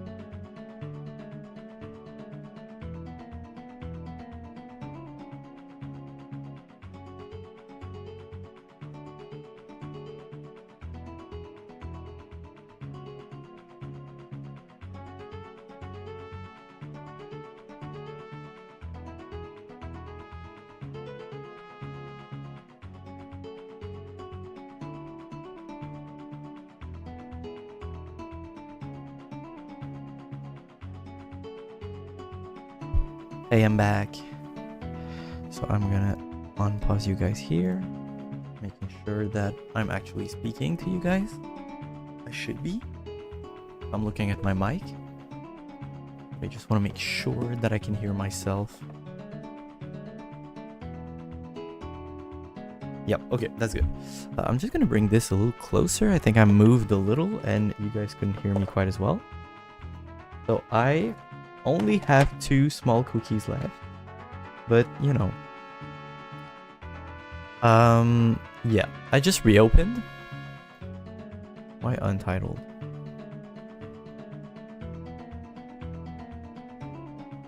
Okay, please work. Of course not. Of course everything's broken.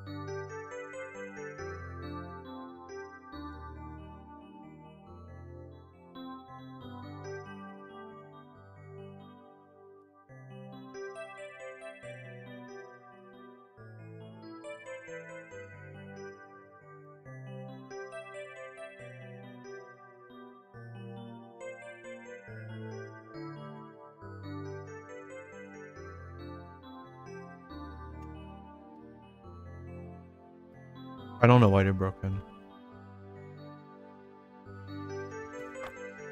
This is like so triggering because they worked so well. Like a second ago.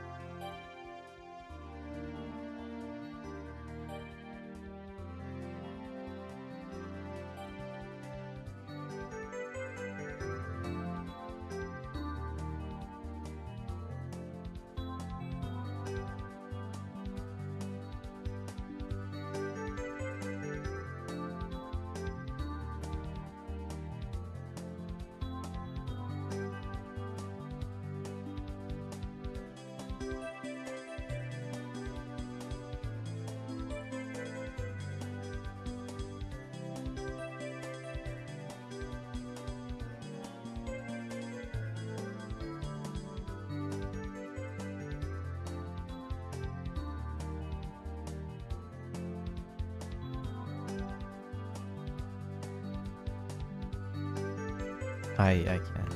I can't. Where?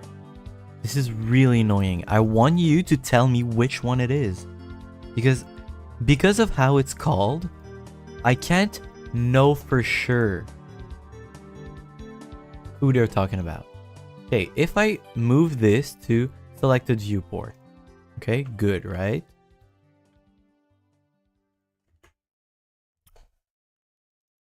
Which one is this?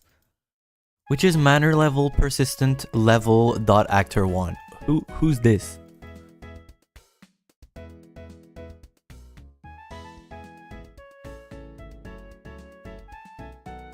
Can I not get an output log like as it happens? No, I can't. This is so triggering. I can't believe it, dude. You're gonna go here, bro. Okay, right here. Right freaking here. Alright?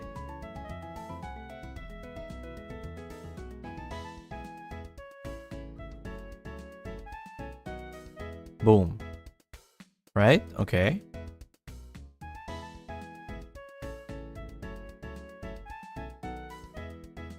Who is this? Show me who this is. Who is this? Game/levels. Okay.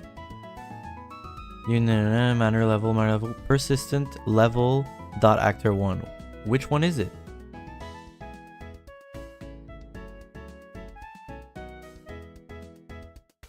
It's none of them. Default scene root has to be movable. Cool, okay, default scene root then. This is default scene root. It's... Okay. I see how it is.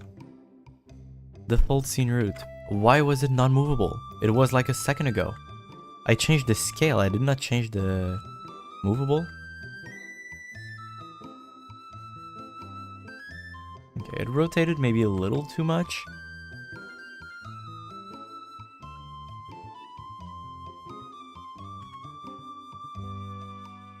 Something like 110. If I do this, maybe it's not enough.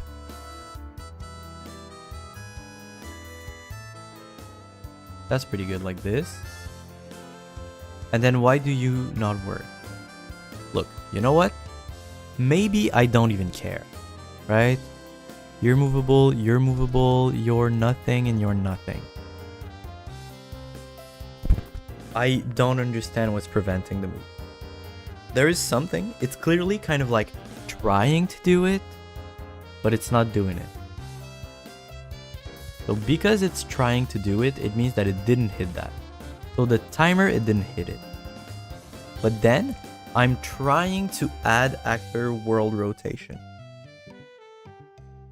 And it doesn't want to do it. What's the problem with it? What is the problem with the add actor world rotation.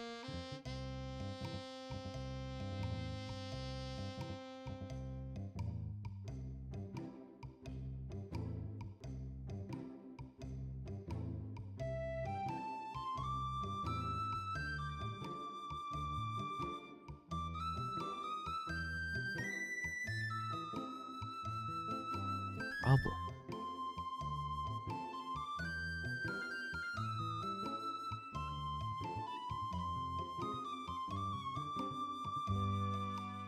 Okay, so I add an F rotator. Now, B sweep equals false, and then there's F hit result, right? Out sweep hit result, which is equal to, you know, an F hit pointer, null pointer. Okay. An E teleport type and blah blah blah. So maybe I can try to have an F hit result. Hit, which will be equal to, okay, just F hit result pointer. Maybe? Was this a pointer here? Yeah, it's a pointer. So F hit result pointer hit. And then here what I can do is I can give them false. Okay, so just false. Let's go with the default. And then here just give it hit. Okay? And then here I can probably do something like check for the hit and then, you know, print whatever.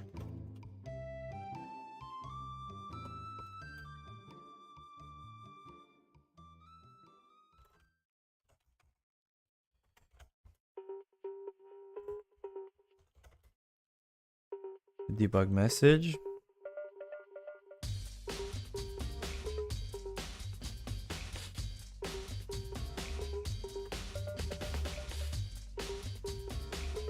Sorry, there was the color first. It's actually F color yellow, something like that. And then here, if I just try to see what's happening, because my idea is that it, like, since I changed the scale and whatnot, and it just moved it a bit around the scene, maybe now it feels as if it's hitting something, right? When you're trying to rotate. Maybe that's what's happening. A message log, you can be your own window here.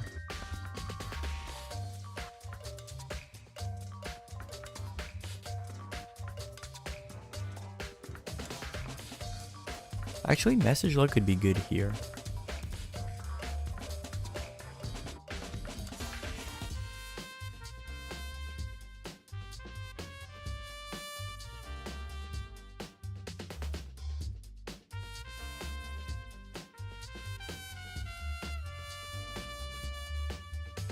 Okay.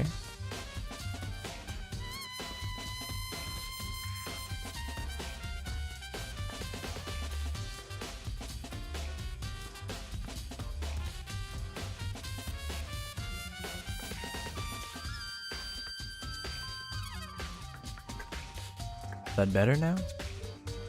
I don't really get it. Like, I'm supposed to obtain information anyways. I'm not supposed to be using something that exists. You're supposed to be telling me what's happening.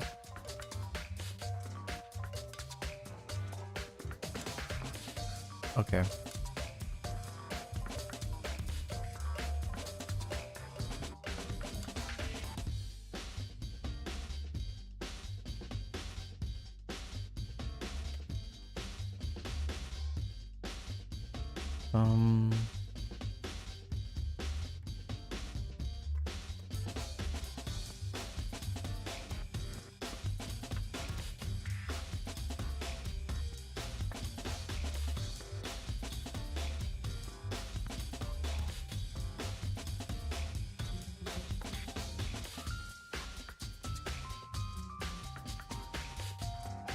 Right, so I didn't even do a check, so...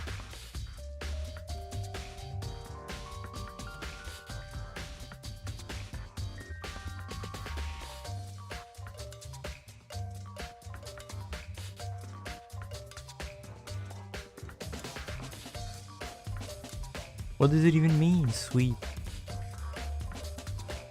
Oh, that's annoying.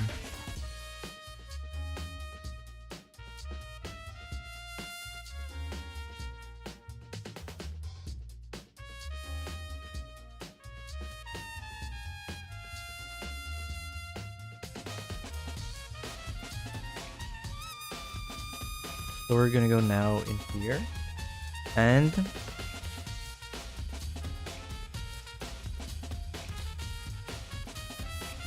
I'm encountering many problems this stream.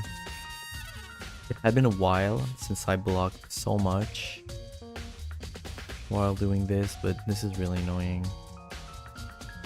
Okay, now this should be a bit better. Please compile.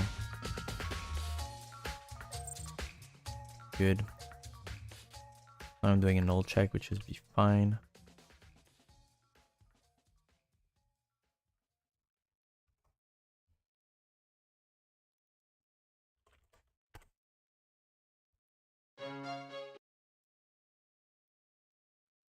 Just give me a quick sec.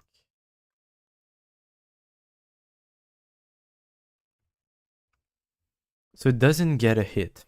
So then what's the problem?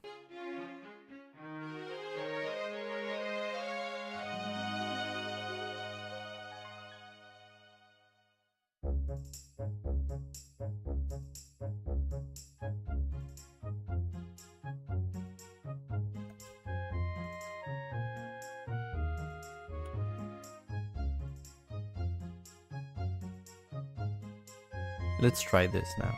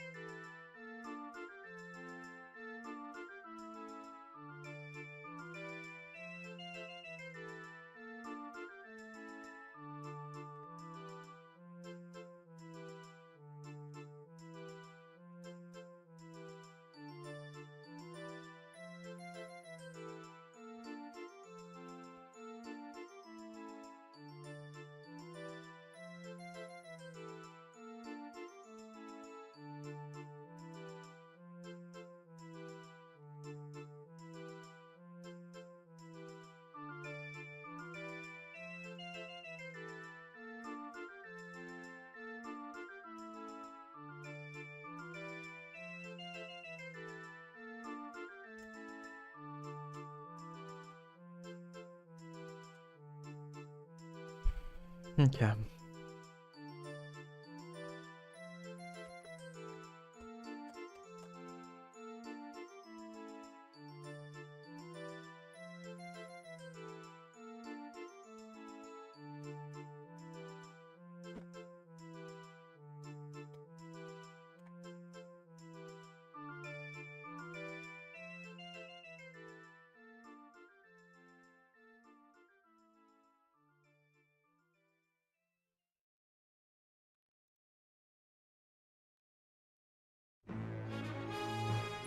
forgot to recompile.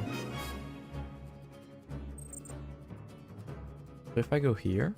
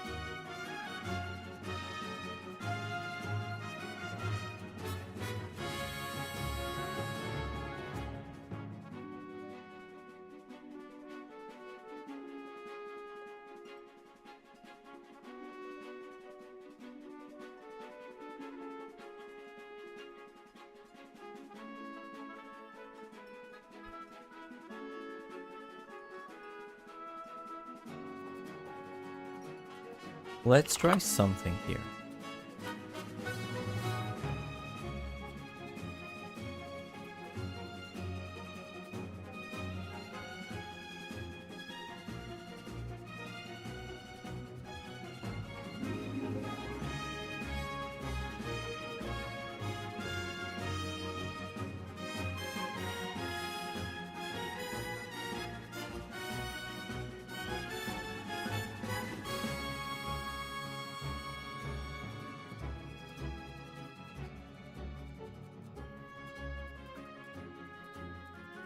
I'm gonna try something else. Instead of minus 220, technically it's the same if I do plus 140, right?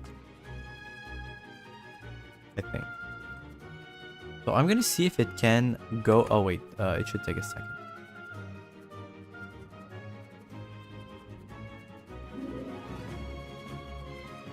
I'm gonna see if it's able to spin around on the other side. It managed to get to 45 and then it brrr.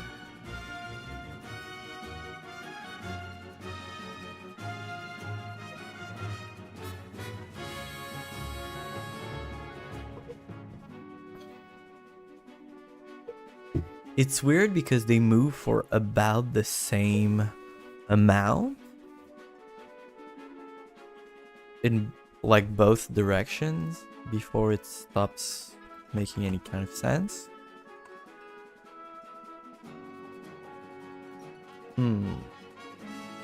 So I really don't know what the problem is. What I do know is that here we have a magnificent pivot that works super well. So I'm going to be doing something very similar to this. Okay, all y'all, you're crazy. This is too much, this is too much.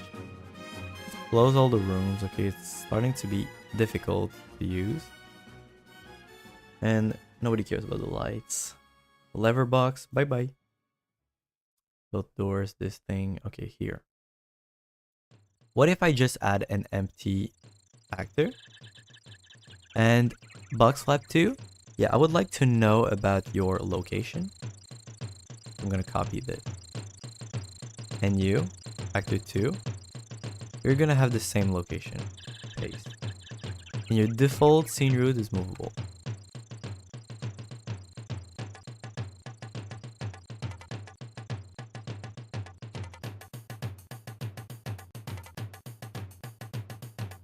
Right, you're under S box. Okay, sorry. So now I'm gonna paste. Right, so you're right here. What if you were to rotate? Right? What if this actor right there... Oh, okay, my mic is kind of in front of my face. What if this actor right there had an activatable move? And what if this one rotated 220 degrees? Not only that, but what if... Okay, box flap 2. So this is going to be, by the way... Box flap 2, pivot, something like that.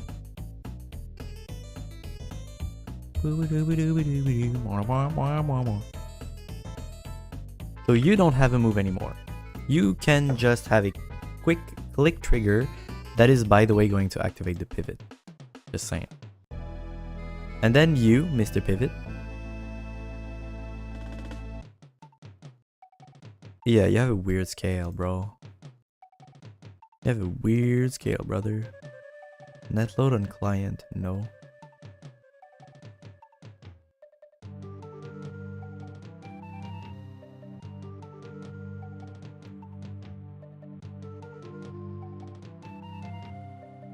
Y'all just gonna be 1, this is fine.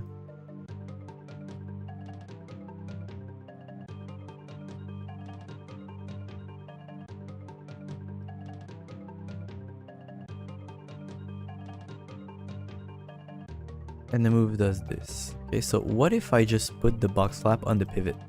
And I say, hey pivot, how about you pivot 220? That should work, right? That should work. Okay, so somehow you're now going to be the one moving. And when I click you, you're actually going to activate not yourself, but your friend here, Mr. Pivot. Okay, so basically, somehow this one broke, but this one is still working. So I'm just going to do the same solution for both sides, even if this one shouldn't really need that, but who knows. That's good. And that's good as well. Okay, so I'm gonna keep it like that. I think maybe because I'm doing world rotation and I have -1 scale here, maybe that's like acting up, you know, maybe that's causing problems.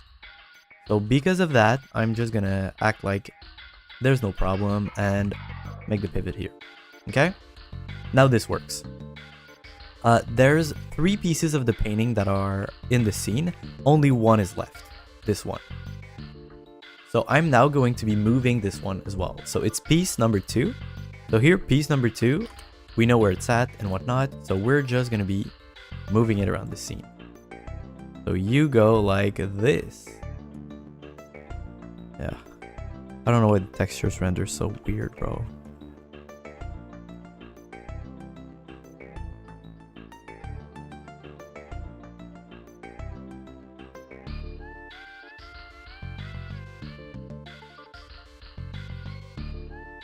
So yeah, I want this to be behind this. But then like, you know, even if it's like this or something, it's so huge. It's so huge. So I definitely need to make it rotate in some kind of way. So here it's going to be 18 degrees, right? Then here it's going to rotate a bit like this. Yeah, something like that.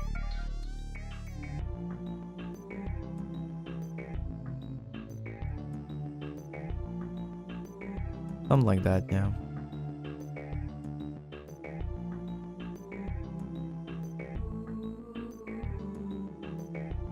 And maybe I want it to spin around this. Who knows?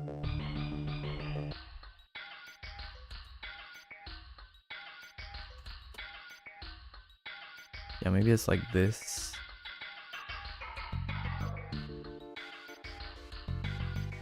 I'm gonna make it go just a little higher.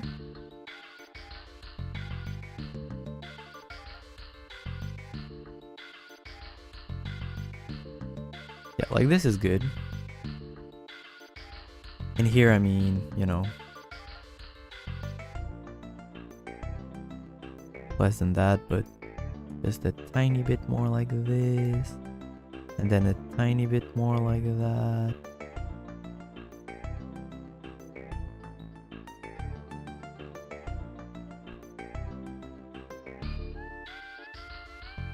Yeah, it's very poorly hidden, by the way.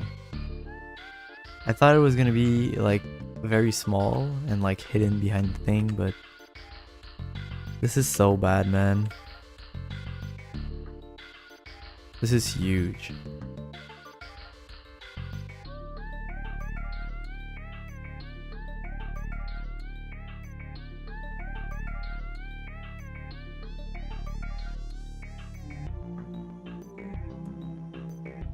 This is not well hidden at all. Maybe if it was like under the desk or something, but even then, like it's way too big. Or behind the desk, if I could advance the desk a little bit. Yeah, actually, I guess I can do that, right? So the double table, the computer is going to be, you know, on top of the double table. And then I can move the double table just a little bit in front, I guess. So here, maybe you go back 0 or some degrees.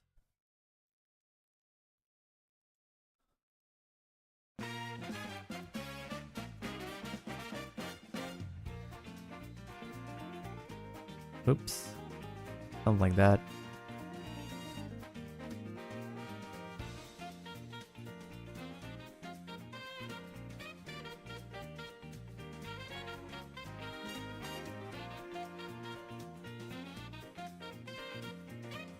That was minus 36 on that one, no? Wait, how about 0, huh?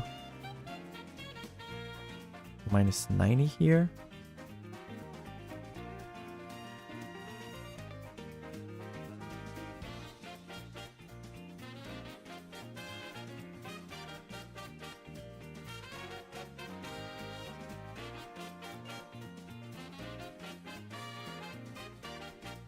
Yeah, wait, what if I just go 0 everything again? Weren't you supposed to go like 18 or something? Yeah, something like that, right? Then minus 90, yeah, that's good.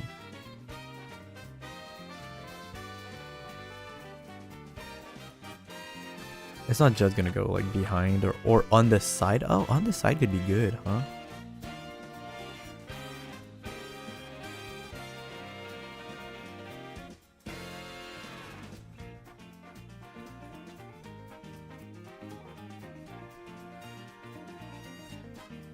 Like, you know, hidden like right there or something. That's so poorly hidden. That's crazy, dude.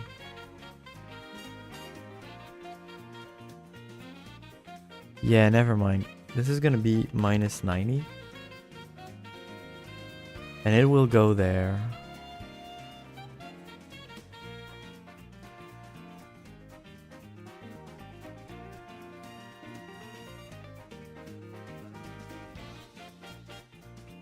Just like this.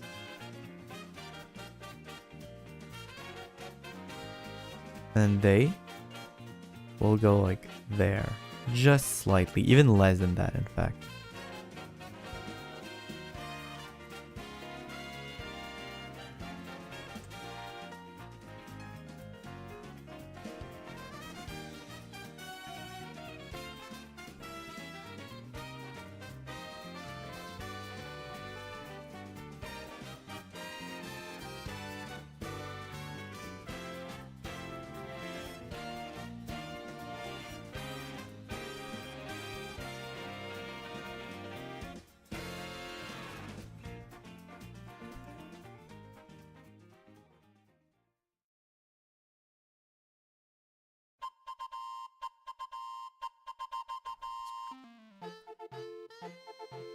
Okay. Like, this is taking a long time. Man, there are some tasks that are grueling with this project. Yeah, something like 90 degrees here.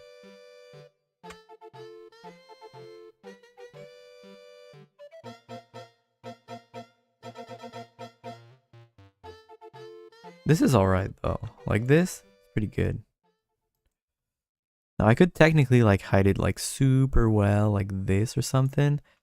But like, is this even clickable at this point? I don't know. I guess we'll see. Ooh-hoo-hoo. So put a click trigger on it. And then I'll put a activatable move on it, which is gonna do like... It's gonna make 0 seconds and translation is gonna move it like 200 up. You know, something like that. I just want to make sure that I can like find it and click it.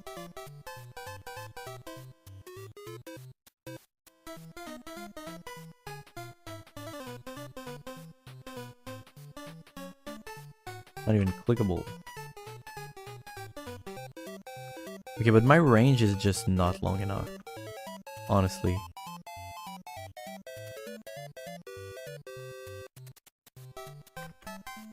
Okay, so that's interesting. My player, character, puzzle miner character, blah blah blah. Okay, no, not the C++ class. Never mind. I want the blueprints. Puzzle Manor character blueprint. Please, can I just change some properties? Max thought range? That's not enough. 500, please.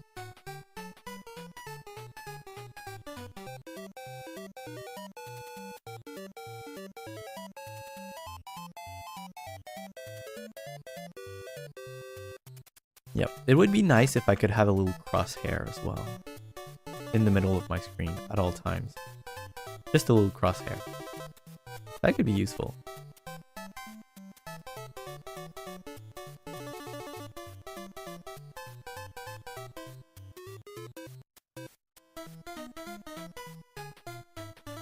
Yep.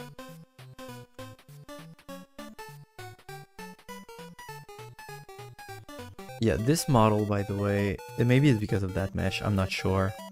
Look, it doesn't really matter. This here, just bring it closer, please. This might do it now. Oh, also, yeah, just... Please, just remove the... Not this. Just remove the... No, not this.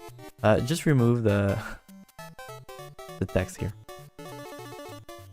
So all of that is useless.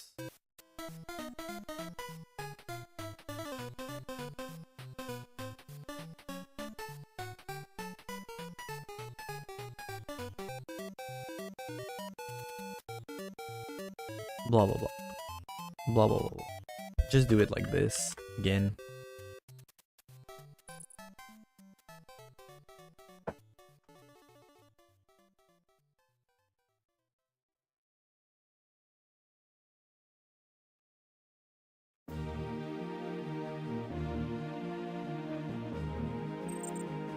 Okay, let's play.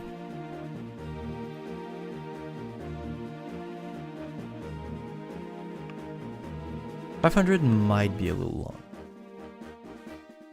But I guess at that point the problem was not the range. It was another problem, so...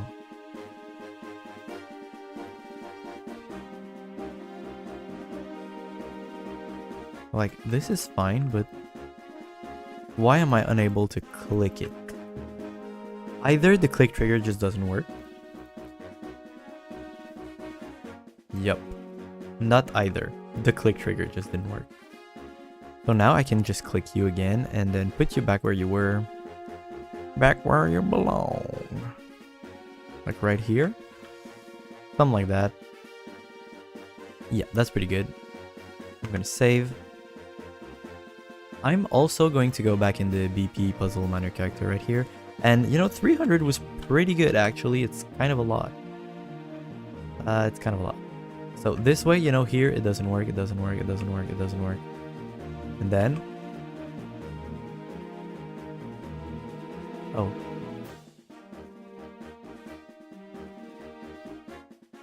This range. I mean, it's most of that room's length, so it's really not that bad. It's really not that bad, honestly. 300 is pretty good. Maybe 350 would be better, maybe 400, who knows. Oh, I clicked it. Yeah, you have to like click in the middle and whatnot, like...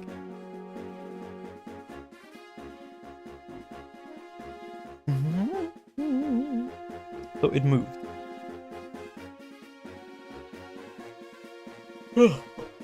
Okay.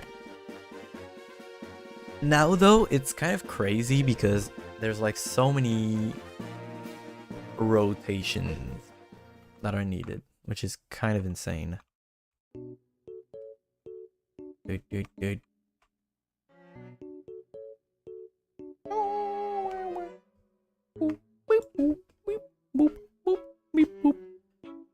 I'm gonna try, just for fun, to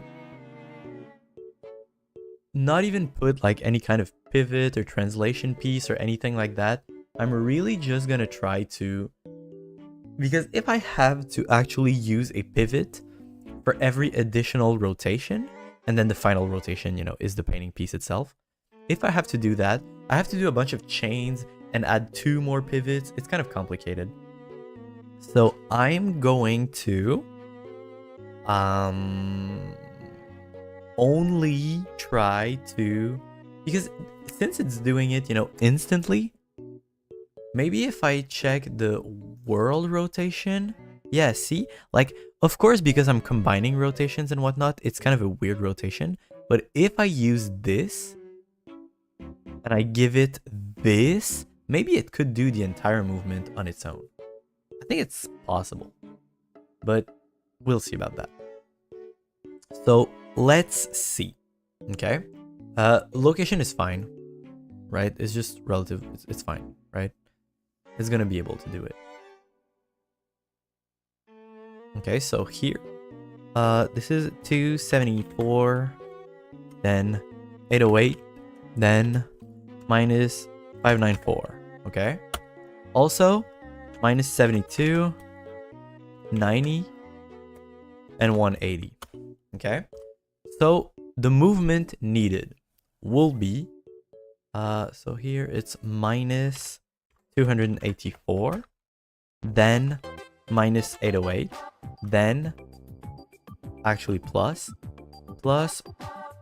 494, and then I'm gonna have to do plus 72, minus 90, and minus 180, or plus 180. It doesn't really matter. I'm still gonna go minus, okay, just to mirror what's there. So let's just try this, okay, to see what it does. So here, the translation should be right no matter what, but it could be like spinning around like crazy. Who knows?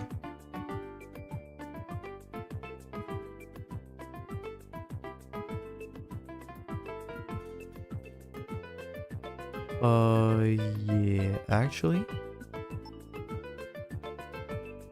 I used the wrong row. And here, it's exactly this, but with a minus.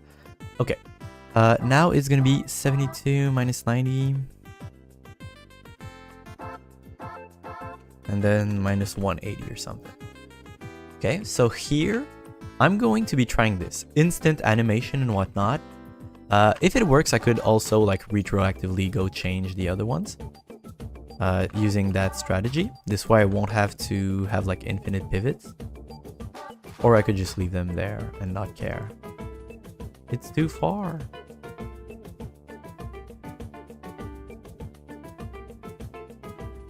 Okay, I might just want to make my range just slightly bigger. Maybe 350 would help. Also, just to be sure, click trigger, you're triggering yourself. And this is the movement that you have with an animation time of 0. Okay, you should work. You very much should work.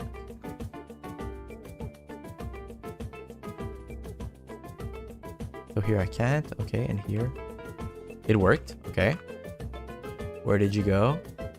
That's the question now.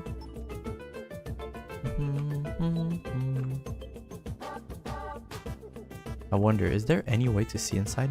Yes, there is, but it's very hidden. Oh, but if you're like super close, you can actually see very well. Oh, this is fine actually. This is a good Easter egg, right? Like you just have to get really close and then boom, you can see something. And that's like scary. Yeah, okay, this is like very much not correct.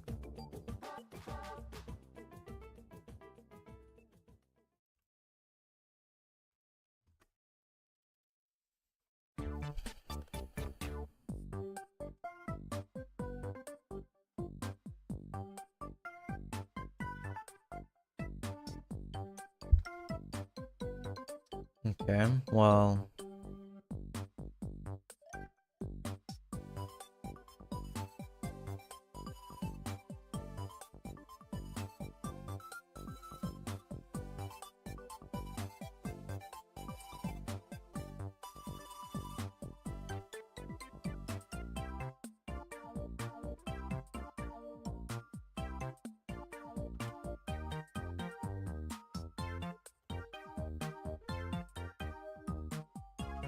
Okay, well, this is kind of annoying, but now I'm going to have to make the painting rotate using a bunch of pivots. So, okay.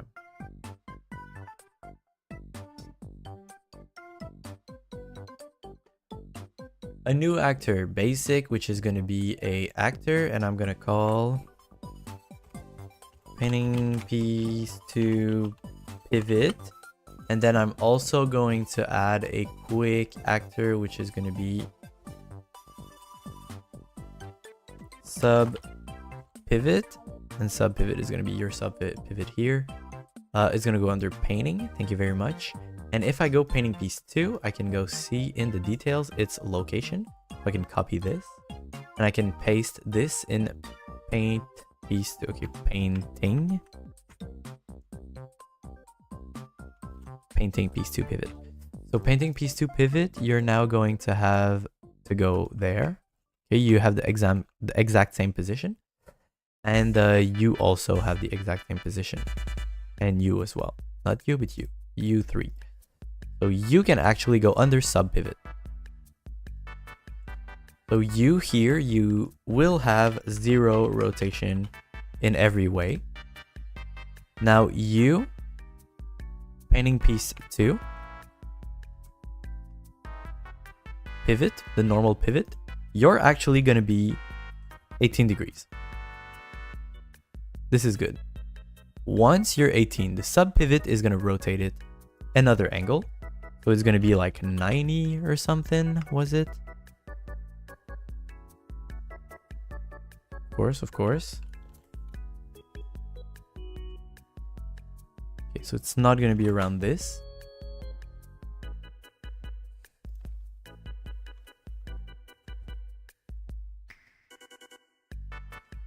Yeah, no, 0 here. You don't want to rotate like this.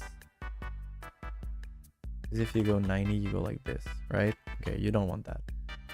You actually want this to be minus 90.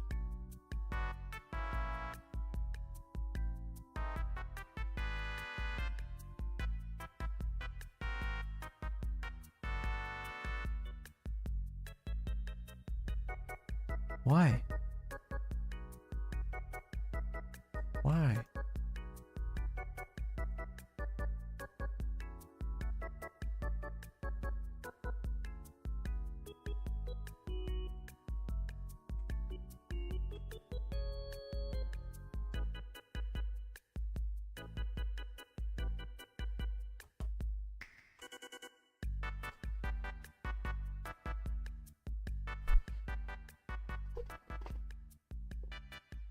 Okay, you know what? Yeah, rotation is going to be 90 here. This is fine. And then all I have to do is a rotation in the other direction for the painting piece. You can rotate here around this axis for like 90 degrees. So I guess not this one. I guess maybe this one. No, I guess not this one then. So I guess like this one.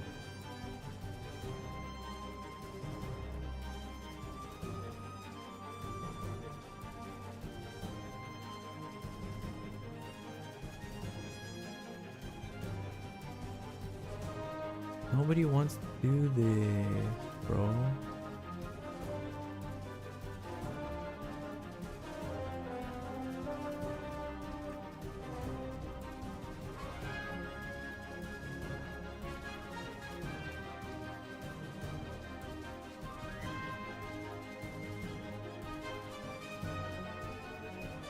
It's all about the order in which you do things. Usually, yeah, you do this, and then you have a minus 90 here. And then you have, what, like a 90 here?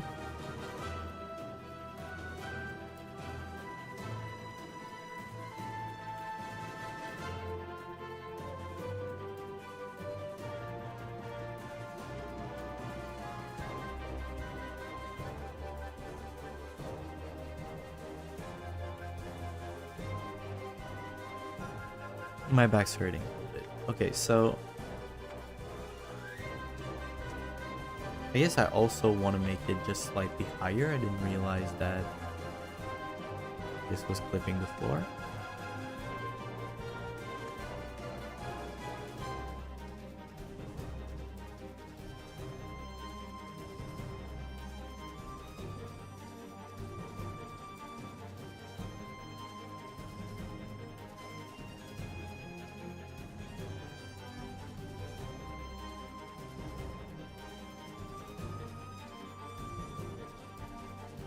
So this is what I want. I want 18, 90, and minus 90. That's what I want. So I guess I can go in... What if I go reverse order? So then 90 and then 18, right?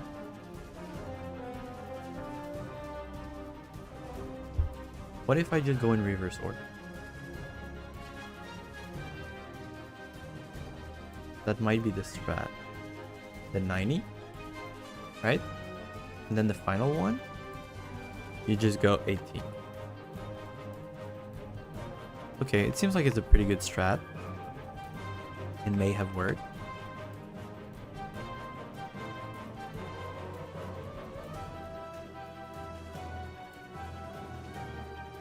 So you need to do all of the movement that I wanted to apply. So all here, painting piece 2, you have an activatable move, right?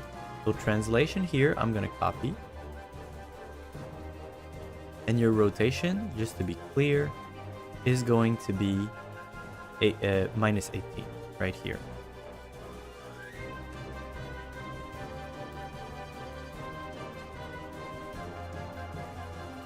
So here you're 0 as well.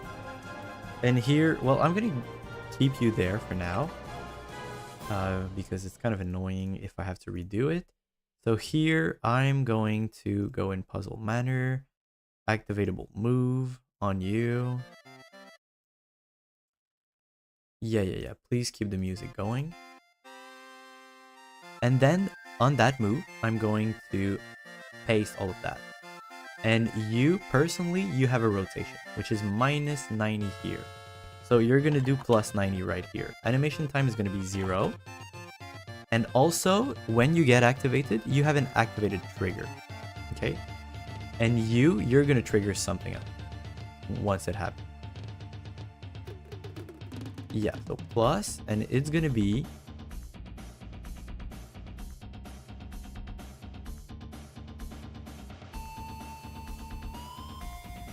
Right, I understand they're in the same place.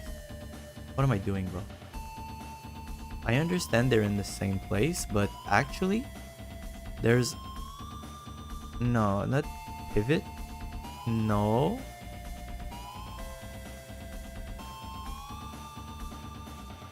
Okay, look, I understand, but you're gonna actually take the sub pivot. Okay. Activatable trigger? Yeah. Delay 0.1, and you know what you're gonna do?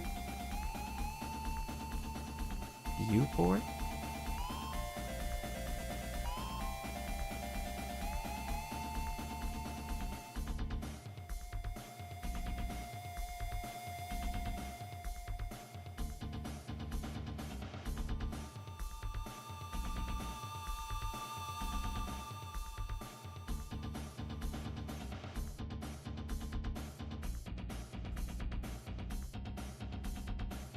Sub pivot. You're gonna activate sub pivot.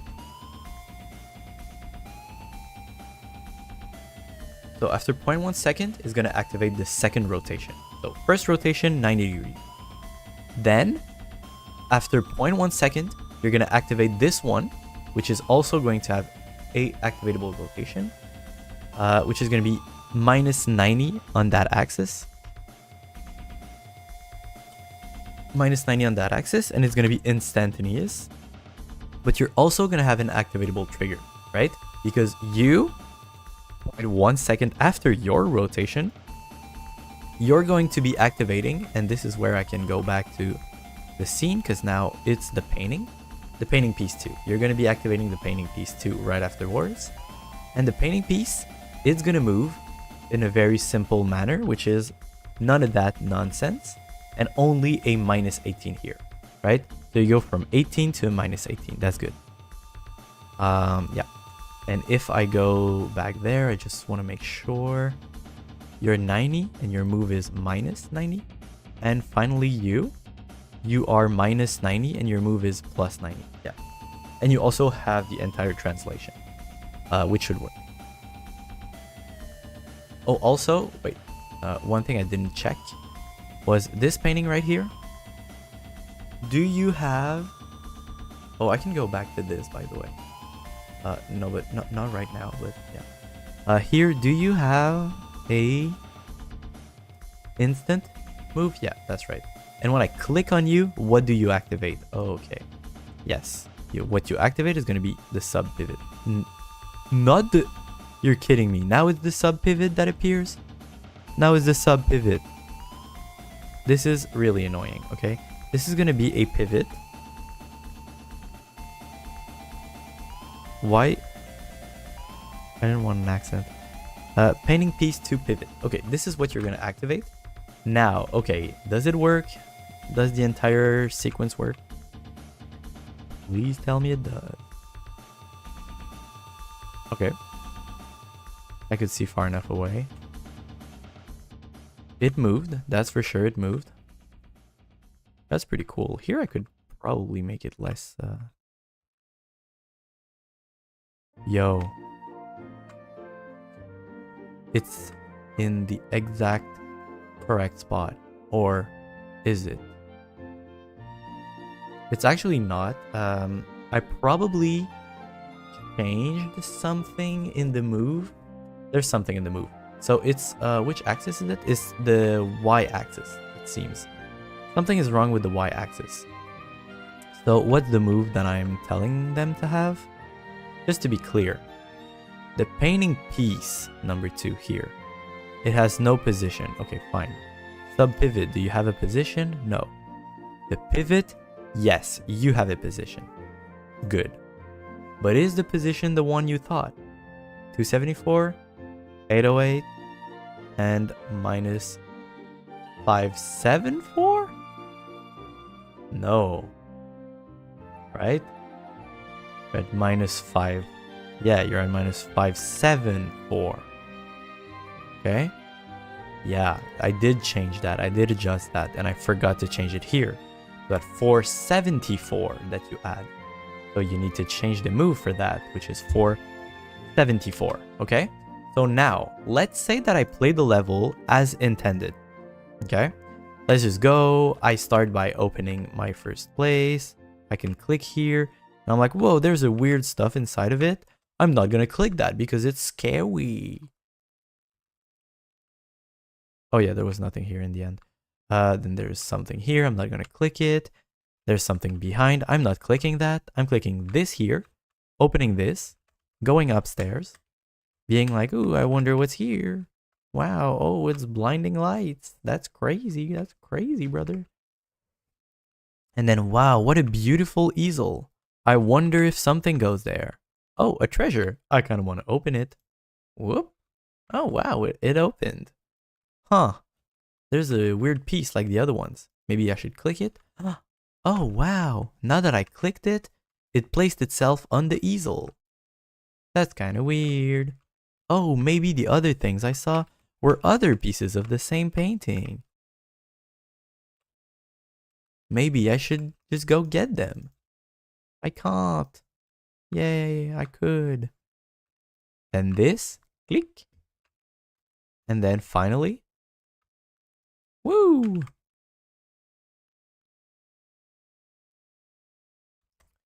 And then now, if I just go like this, boom, full painting all in one. There's a little bit of a crack here that we can see. That's kind of annoying. Oh, sorry. Sorry. If it made a huge noise. So here, well, I can see there's delay. Did I make a huge noise? I'm trying to see here if I'm at a, No, it didn't sound like anything on your guys' part. So you know what? I'm not sorry. This is pretty good. And now you have a bunch of hints for puzzles, right? Like this. Like, ooh, this is crazy. What a great hint. Now, okay. It took me way too long to just place every piece of the painting. I'm gonna go and see here. Painting pieces, I'm glad to say that they're done. Like, honestly, I think this is like never gonna change at the end of the thing. Okay.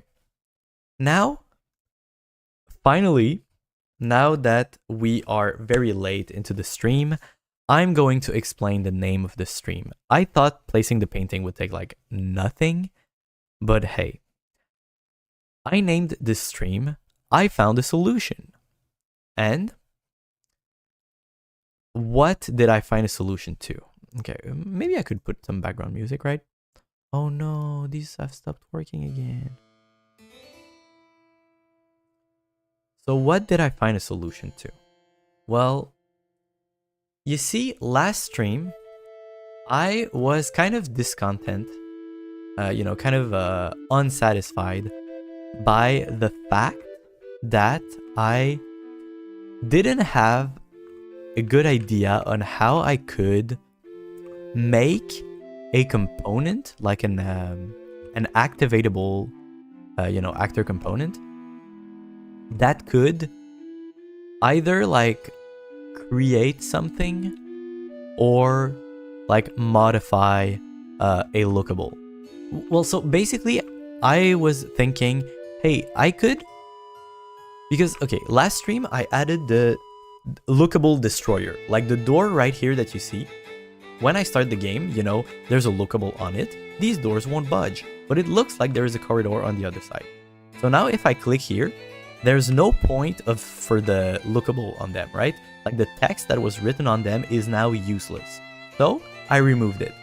The way that I did that is that they have an activatable AC destroy. So AC is for actor component. So there's an activatable actor component destroy, right? So it destroys an actor component of a target component class. This way I don't destroy everything on it, just the lookable. Now I do not need the move and I do not need the destroy to. So I don't need the move anymore. I could destroy it as well. And I could destroy the destroy, but destroying itself is kind of weird. And if I destroy it first, it's first in the hierarchy, it wouldn't destroy the rest, right? So, I'm just destroying the lookable because it's a behavior that still exists. But the move components, they could have a feature where you can move them back and forth, right? So if they're reactivated, they will just do the same move, but backwards. I could do that.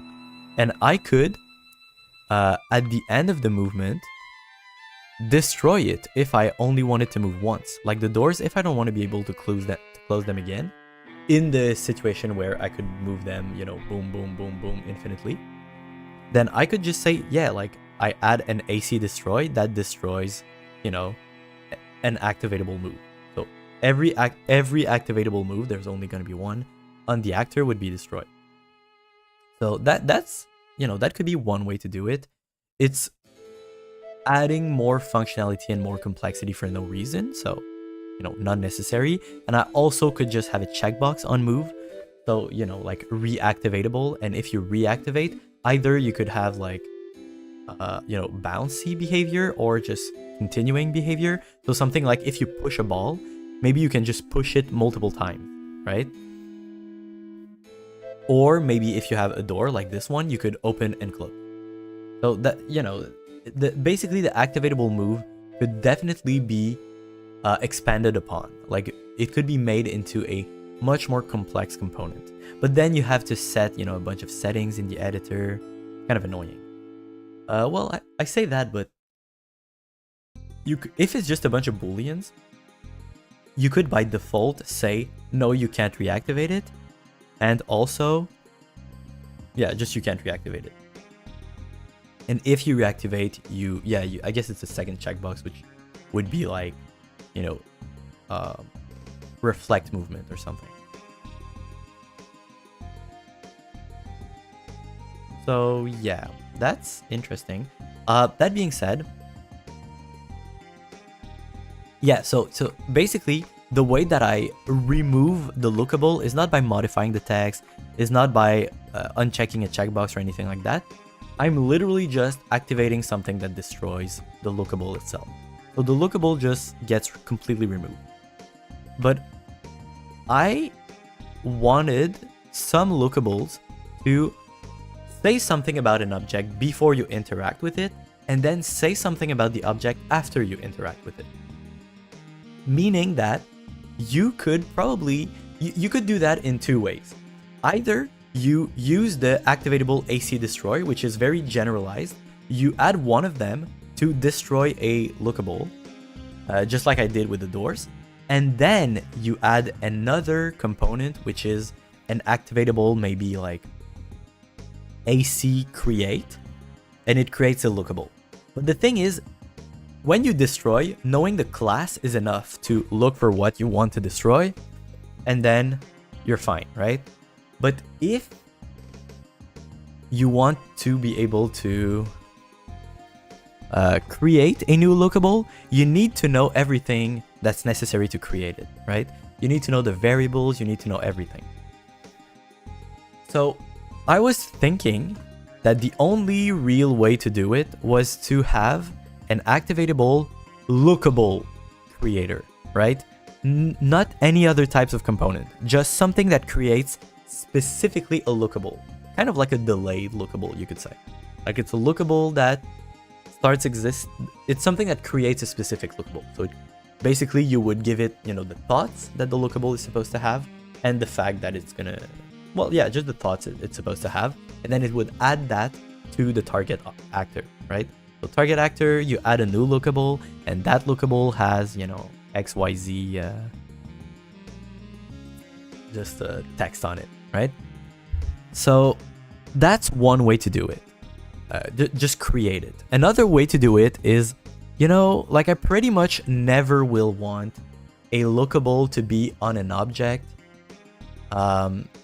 like midway through the game. So basically, it's very rare that I'm gonna need to like create a lookable for real. Oftentimes, if I want a lookable's text to change, I don't have to destroy it and then create a new one. I can just change the text. Because if anyways I need to make a class, you know, an actor component class that specifically does something for a lookable, the specific thing that it does could be renaming the lookable, right? So again, that's what I was thinking. But now I found a way to, well, so yeah, being able to destroy and create is more complex than just renaming, but at the same time it is more flexible. Because again, you could technically just not have a lookable in something, and from a certain point, you could add a lookable, right? So for example, this painting here, maybe I don't want the player to say anything about it, but when it unlocks, you know, because at the beginning of the game, you won't be able to click it to open the door, basically, right? It's kind of a door. This painting is a door, so you can't open it at the beginning of the game. And at some point, anyways, you're probably gonna have to be able to create a how do you call that? A click trigger on this, because I don't want the click trigger to be there at first. But yeah, basically at some point when there's gonna be a little unlock sound when it gets unlocked. So maybe the player could come around here in front of the painting, and it could now see a lookable. So basically, usually when you see that painting, you don't think anything of it. And now when you see the painting, you're like, looks like the sound came from there. Something like that, right? That could be a thing that I do. But I do feel like it's kind of weird. And also, since I need to, like, yeah, kind of create a lookable, maybe, but also I need to create like a click trigger. I don't want to have like a different class to create like every component that I want to create, right? So you have like a component and then the component creator. And then this creates a specific component once activated. Like, I get that, but it's kind of annoying. It would be really, really nice if, like the activatable AC destroy, I could have one specific class that does it for all of them. But yeah, you don't know the internal details. How do you know what arguments you give it? How do you do that? It's true. I know. I get it. It's annoying. It's complex and whatnot. But here's the kicker. Actually, there is a way to do that. But basically, you don't create it. Like, you don't actually create the component. Instead of creating it, you could simply deactivate it, right? I don't know how you do that, but I'm assuming that it's possible. Like, if you click on an actual actor, you could definitely just go somewhere, I don't remember where, and activate, I don't remember where it's at.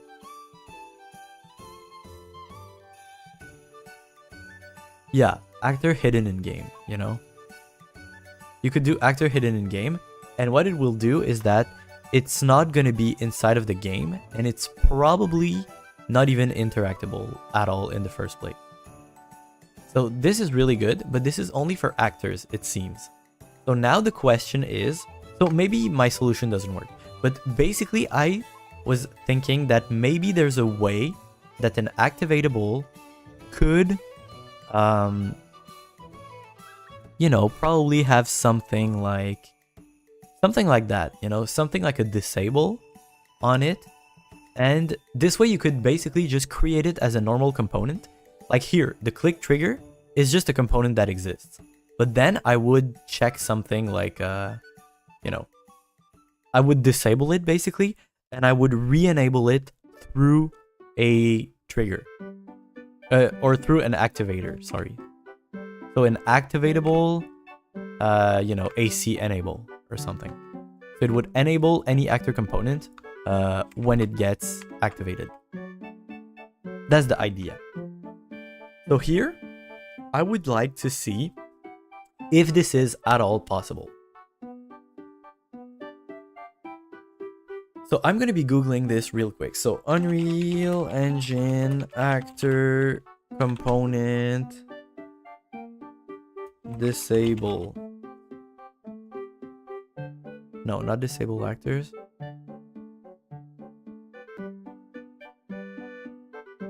U actor component deactivate. Okay. Deactivates the scene component.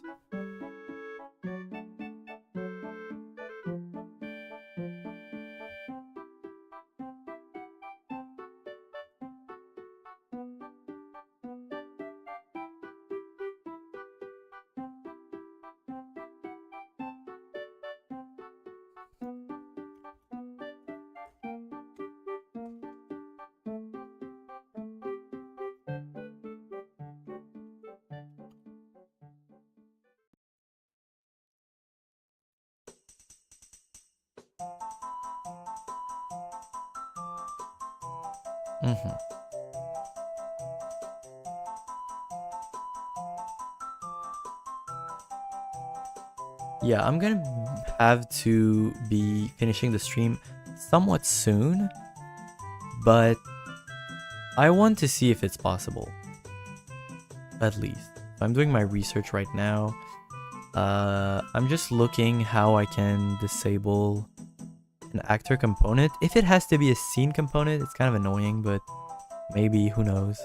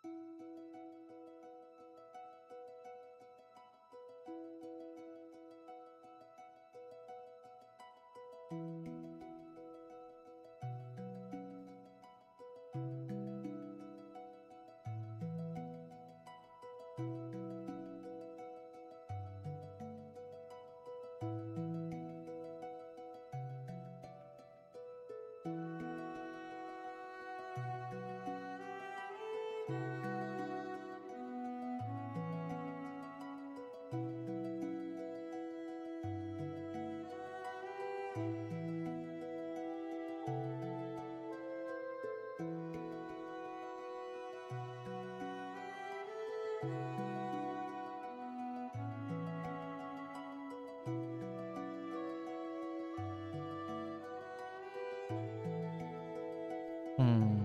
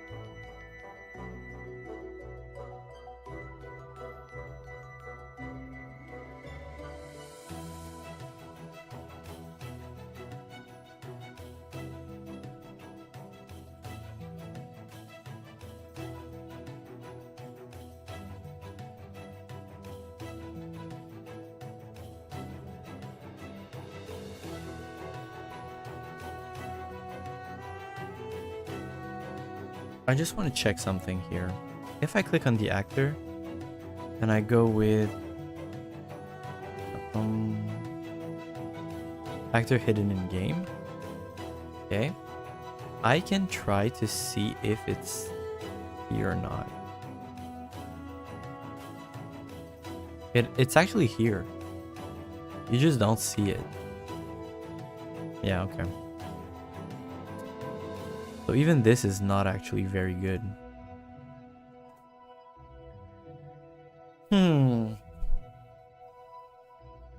It's actually more complicated than I thought. So the reason why I really want to try and not just add my personal boolean and instead actually use something from uActor component is because it would work even with components that I have not written, and it would just make it very plug and play with any component. That's the thing.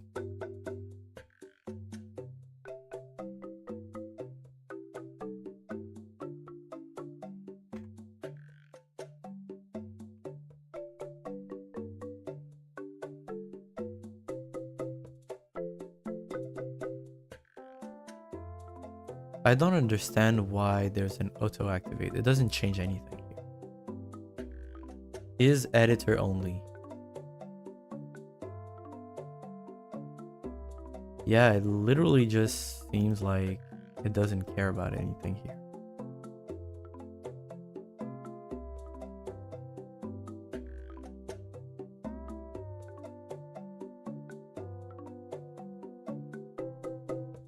This is kind of annoying, actually, that there's no way to just deactivate it. Like, I genuinely just want it so that you can't even call the scripts on it or anything like that. This is annoying. I really thought I had a good idea there. That is so annoying.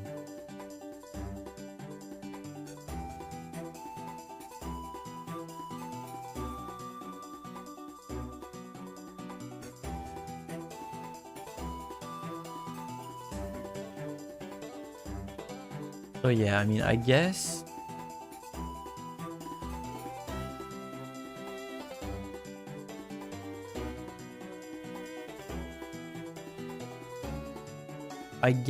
I don't have to make it so that an activatable cannot get activated with a boolean or something like that, because the thing is, activatable, the main class for that is it's an interface.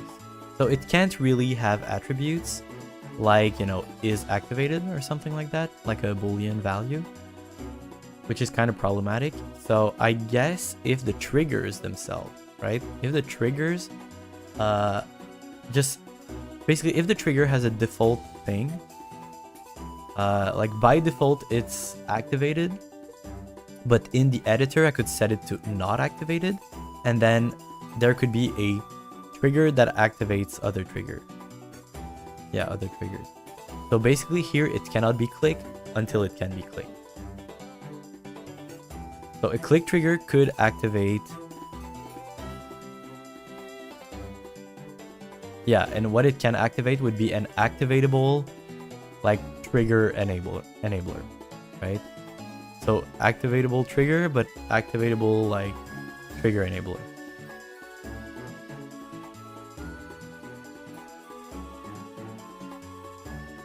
I guess so, yeah. So I'm gonna modify this class. Trigger.cpp, trigger.h. I'm gonna do something very simple. So is triggered false, but also I'm gonna have a u property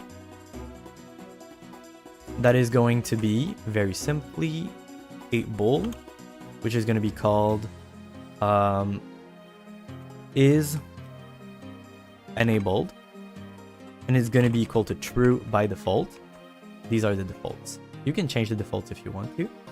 And here, when you're trying to trigger, if not is triggered, first off, if is enabled and n not is triggered.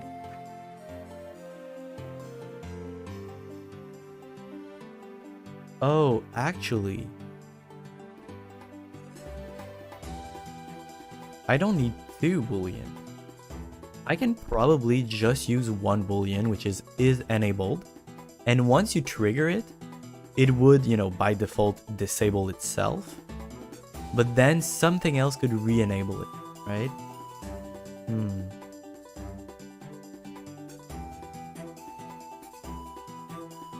In fact, do I want triggers to disable themselves?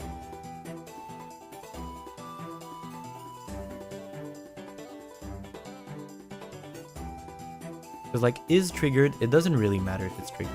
What matters if it's enabled, and maybe I disable it when I trigger it, but still, like, because it can start disabled anyways, so even if it's not triggered, it's still disabled, you know, something like that. So yeah, but also in triggered.h, I might want to know, so instead of is triggered here, it could be is retriggerable.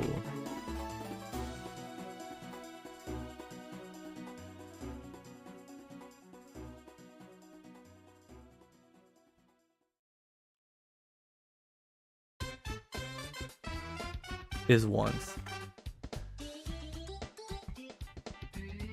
Yeah, but basically something like that, like,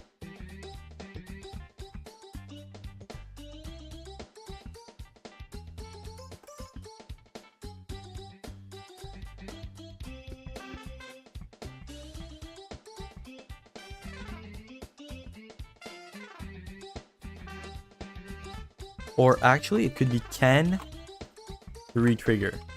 Okay, so I call it can retrigger. Okay, so here you have is it enabled and can it retrigger, and by default it's actually going to be false here. So by default it's enabled and it cannot retrigger. So if you go here, so here you go like just is it enabled is the only thing we check for, and then what we do is so is enabled, we're going to say is going to be equal to can retrigger. So if it can retrigger, then it's just always going to set itself to true. And if it can't, then it's going to set itself to false the first time you use it. And in any way, shape, or form, you know, an outside source can retrigger it.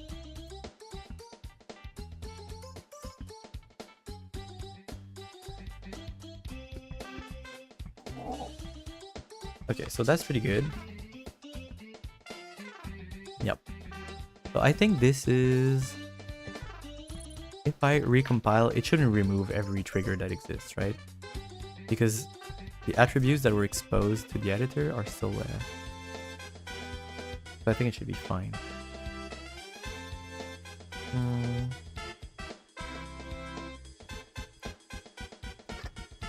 Okay, it takes a lot of time to compile. Oh, because the trigger is used in multiple classes. So yeah. Is enabled and can retrigger. So this one by default would not be enabled actually. And then I would make another trigger that can like enable triggers, right? It's a trigger enabler. That's what I would do.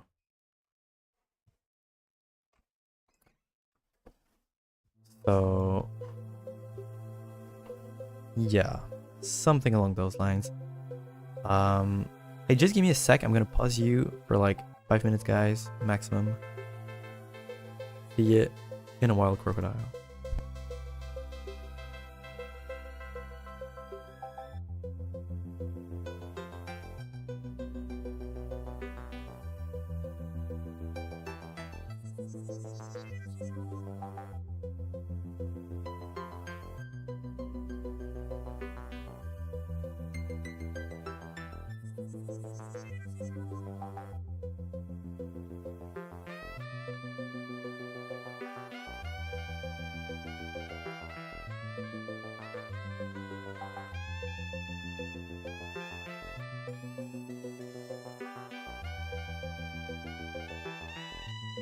Okay, I'm back.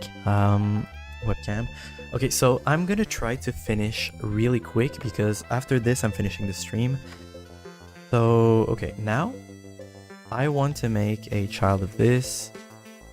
That's derived from trigger, and it's gonna be a... Yeah, no, not just trigger, it's gonna be trigger... Not a click trigger, it's gonna be... No, it's not a trigger that I want. Cancel, what am I talking about? I just want a new C++ class, which is an actor component. And this actor component is actually going to be an activatable. And is going to be activatable what? Activatable... Not trigger, but...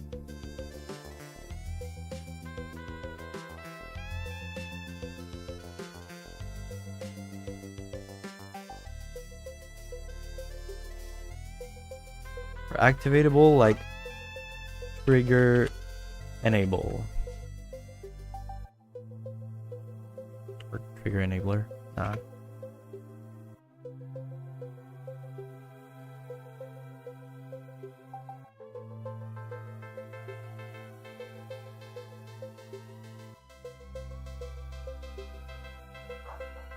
Yeah, something like that.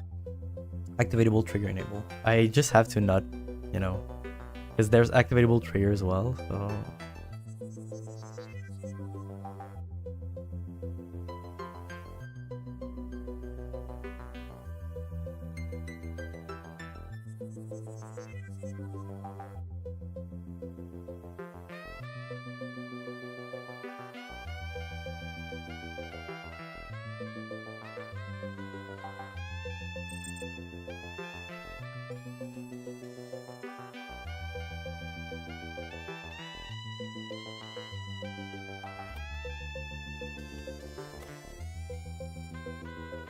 Unactivatable. Oops. Oh, no, no, please. What am I doing? It's crazy. Okay, like this. Come on. You don't even give me suggestions anymore. That's kind of mean. It's I activatable.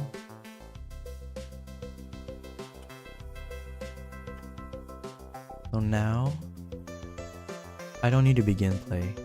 You don't tick, you don't do anything. You don't tick as well. So in the CPP, I'm deleting both of these methods. And I'm also setting you to false. This way you don't need to do anything like that. So in public, you're gonna have a U, come on, property. That's gonna be it is anywhere, and what it will do is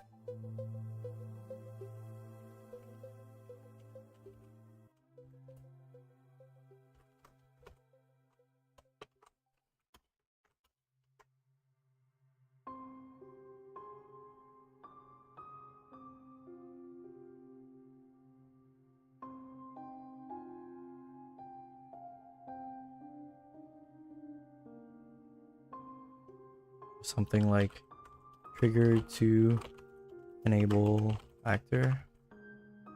Something like that.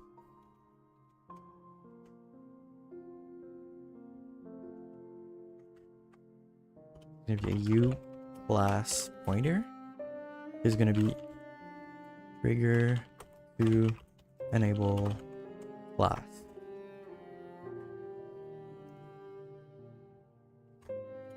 And have virtual void trigger override. No, that's not true. Oh no, you're inactivatable. That's true. Okay, so it's actually virtual void start activation override. Okay. Yep, this is good. Now I implement this. And what you do when you're activated is you're gonna go get on the actor, you're gonna go get the things. So if trigger to enable actor, then you're gonna go auto, well, trigger to enable, which will be equal to trigger to enable actor, find component by class, and then it's going to be trigger to enable class dot or static class, yeah, something like that, right? So okay, so this way I'm trying to find a component by class on the actor using the class that I'm specifying, and then if trigger to enable exists, then it means that I can enable it. So I can say trigger to enable is enable. It's supposed to be right, so you need trigger actually. Trigger.h. Yes. So here, this way you can know what's inside. And then here you can do is enabled equal to true. Sorry, is enabled equal to true. Trigger.h. uProperty edit anywhere. It's public. Bool is enabled. And then you don't change the can retrigger though.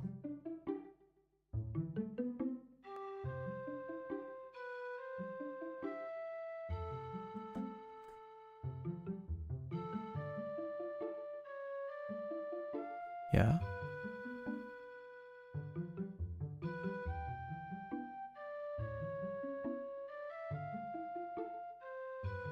Right.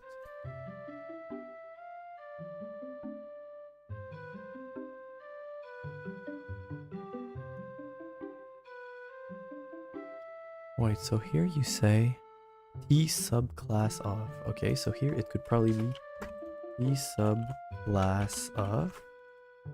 Then here it could be trigger.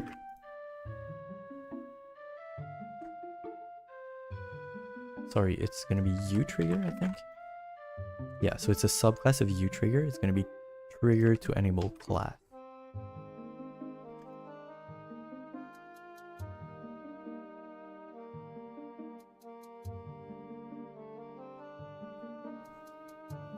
Right, like this then?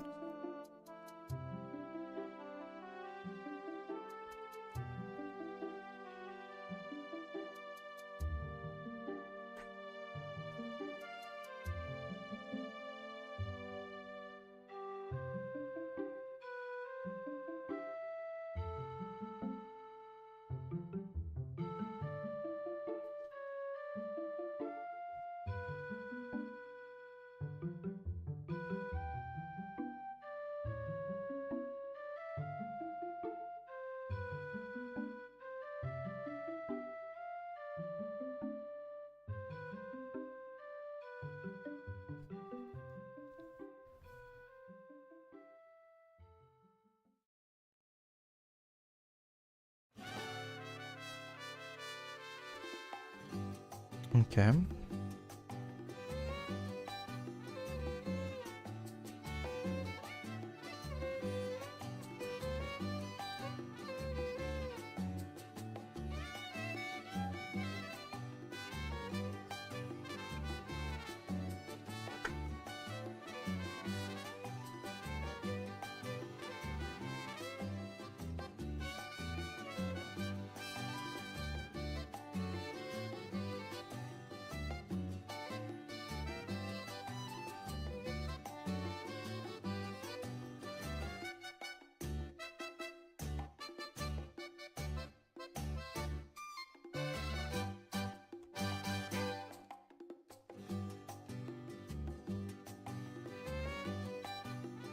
Hey, that's pretty good.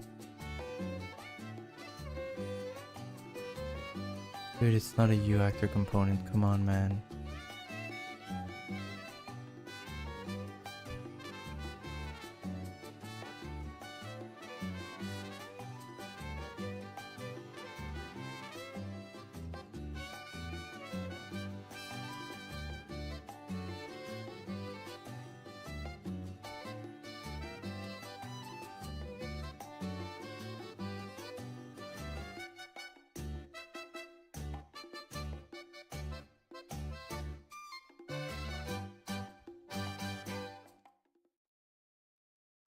Oh,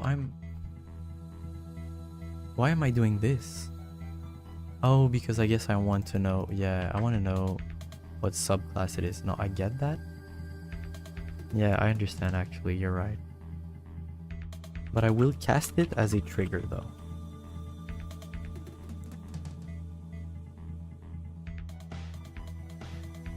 Sorry, as a U trigger. So I'm going to cast this as a U trigger, right?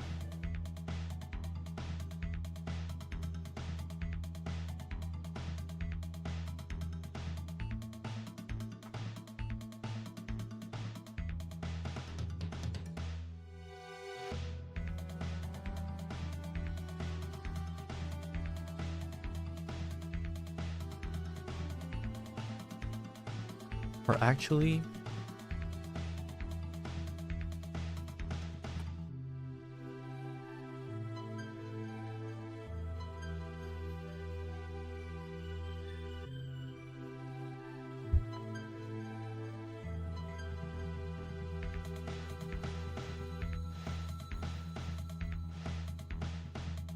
okay, I think this works. So basically, that's kind of weird because I go, you know, on the actor, I try to find a component by class.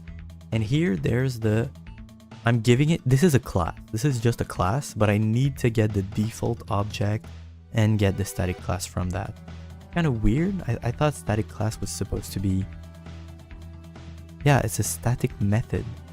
So why do I need a default object? I should just be able to call it on the class directly. But because it's a pointer to, oh, okay, it's a pointer to something that is the subclass of, but they only let me choose a class. They don't let me choose instances. So that's really weird that I can't have just a class pointer, right? Okay, well, doesn't really matter. I get a default object, and then I can call this on it, I guess. That's kind of weird. And then I cast that as a trigger because it's every trigger has that method here. So, you know, I choose the type of trigger that I want to enable. This way I can just enable one trigger on the object. I'm not like refreshing all of the triggers on an object, right? Now, maybe I could. Maybe I could just say, you know, by principle, one actor should only have one trigger.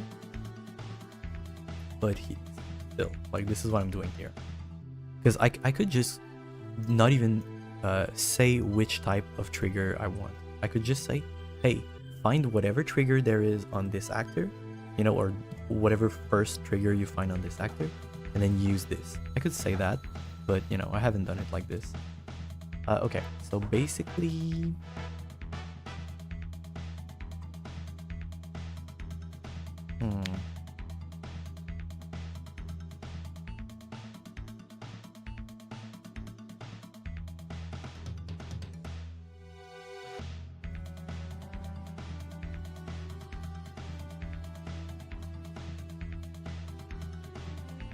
Yeah, I think it's gonna be fine.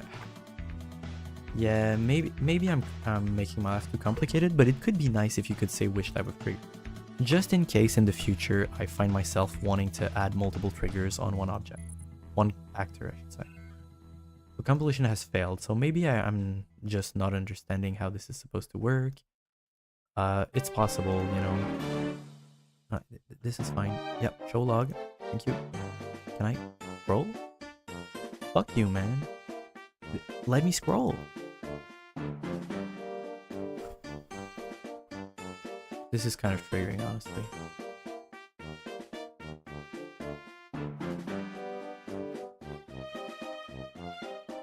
Okay. That's my bad. I forgot to say public. Public eye activatable.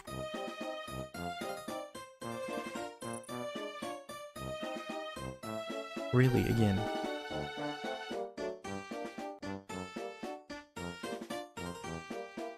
Manor variable type T sub class of blah blah. Manor type. Okay, yeah, you know, it's fine. Trigger to enable class. This is just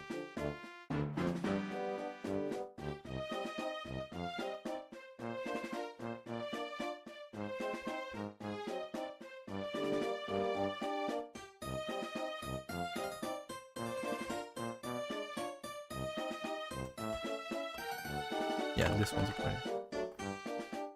Okay. Then recompile.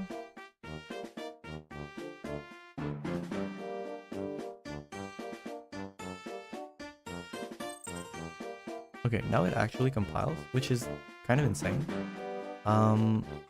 You know, maybe I say this one is deactivated and I want to click on this here to activate it. Maybe I say this. So you're actually not enabled. You're actually disabled. And on you, I'm gonna add a click trigger. And on the click trigger, yeah, you're enabled by default. And I can add an array of things you can activate. So you're gonna activate this. No, that's not true. You're gonna activate yourself. And on you, there's gonna be an activatable. An activatable trigger enable. So activatable trigger enabled, you're gonna enable something on this. And the class that you want to enable is a click trigger. Okay, so it really is just the class.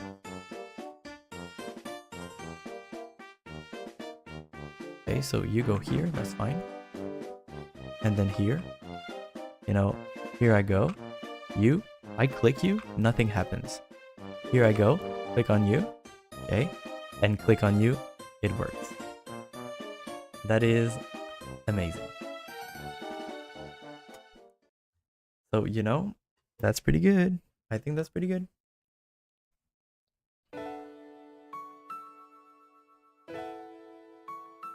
Okay, so you actually don't want... Which one is selected right now? Is the plane? Yeah. I don't actually want you to be there, but basically this is a good proof of concept. This, you know, it's deactivated by default. The click trigger, so you can't actually trigger it. But you can enable the trigger by clicking on this, for example.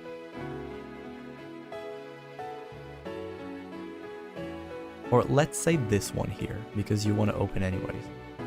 Right? So click trigger, you're activating yourself, right? And so activatable trigger enable. Let's put it on this instead of Miles Davis. This way I get feedback that I truly clicked on it, which I like. So here, this actor, and you activate a click trigger. This is so cool. And it's not enabled by default. That's really good. And you could technically have it disabled by default and be able to re-trigger once it gets triggered. This is a behavior that can be done with that system. So it's starting to be very expensive. So here, boom, boom, boom. Boom. It just works. Just like that, folks. That's all, folks. I'm done with the stream. I thought I would finish much earlier than this, and I really need to go cook the dinner. So see you guys. Bye bye. Bye bye. Bye bye. I say bye bye.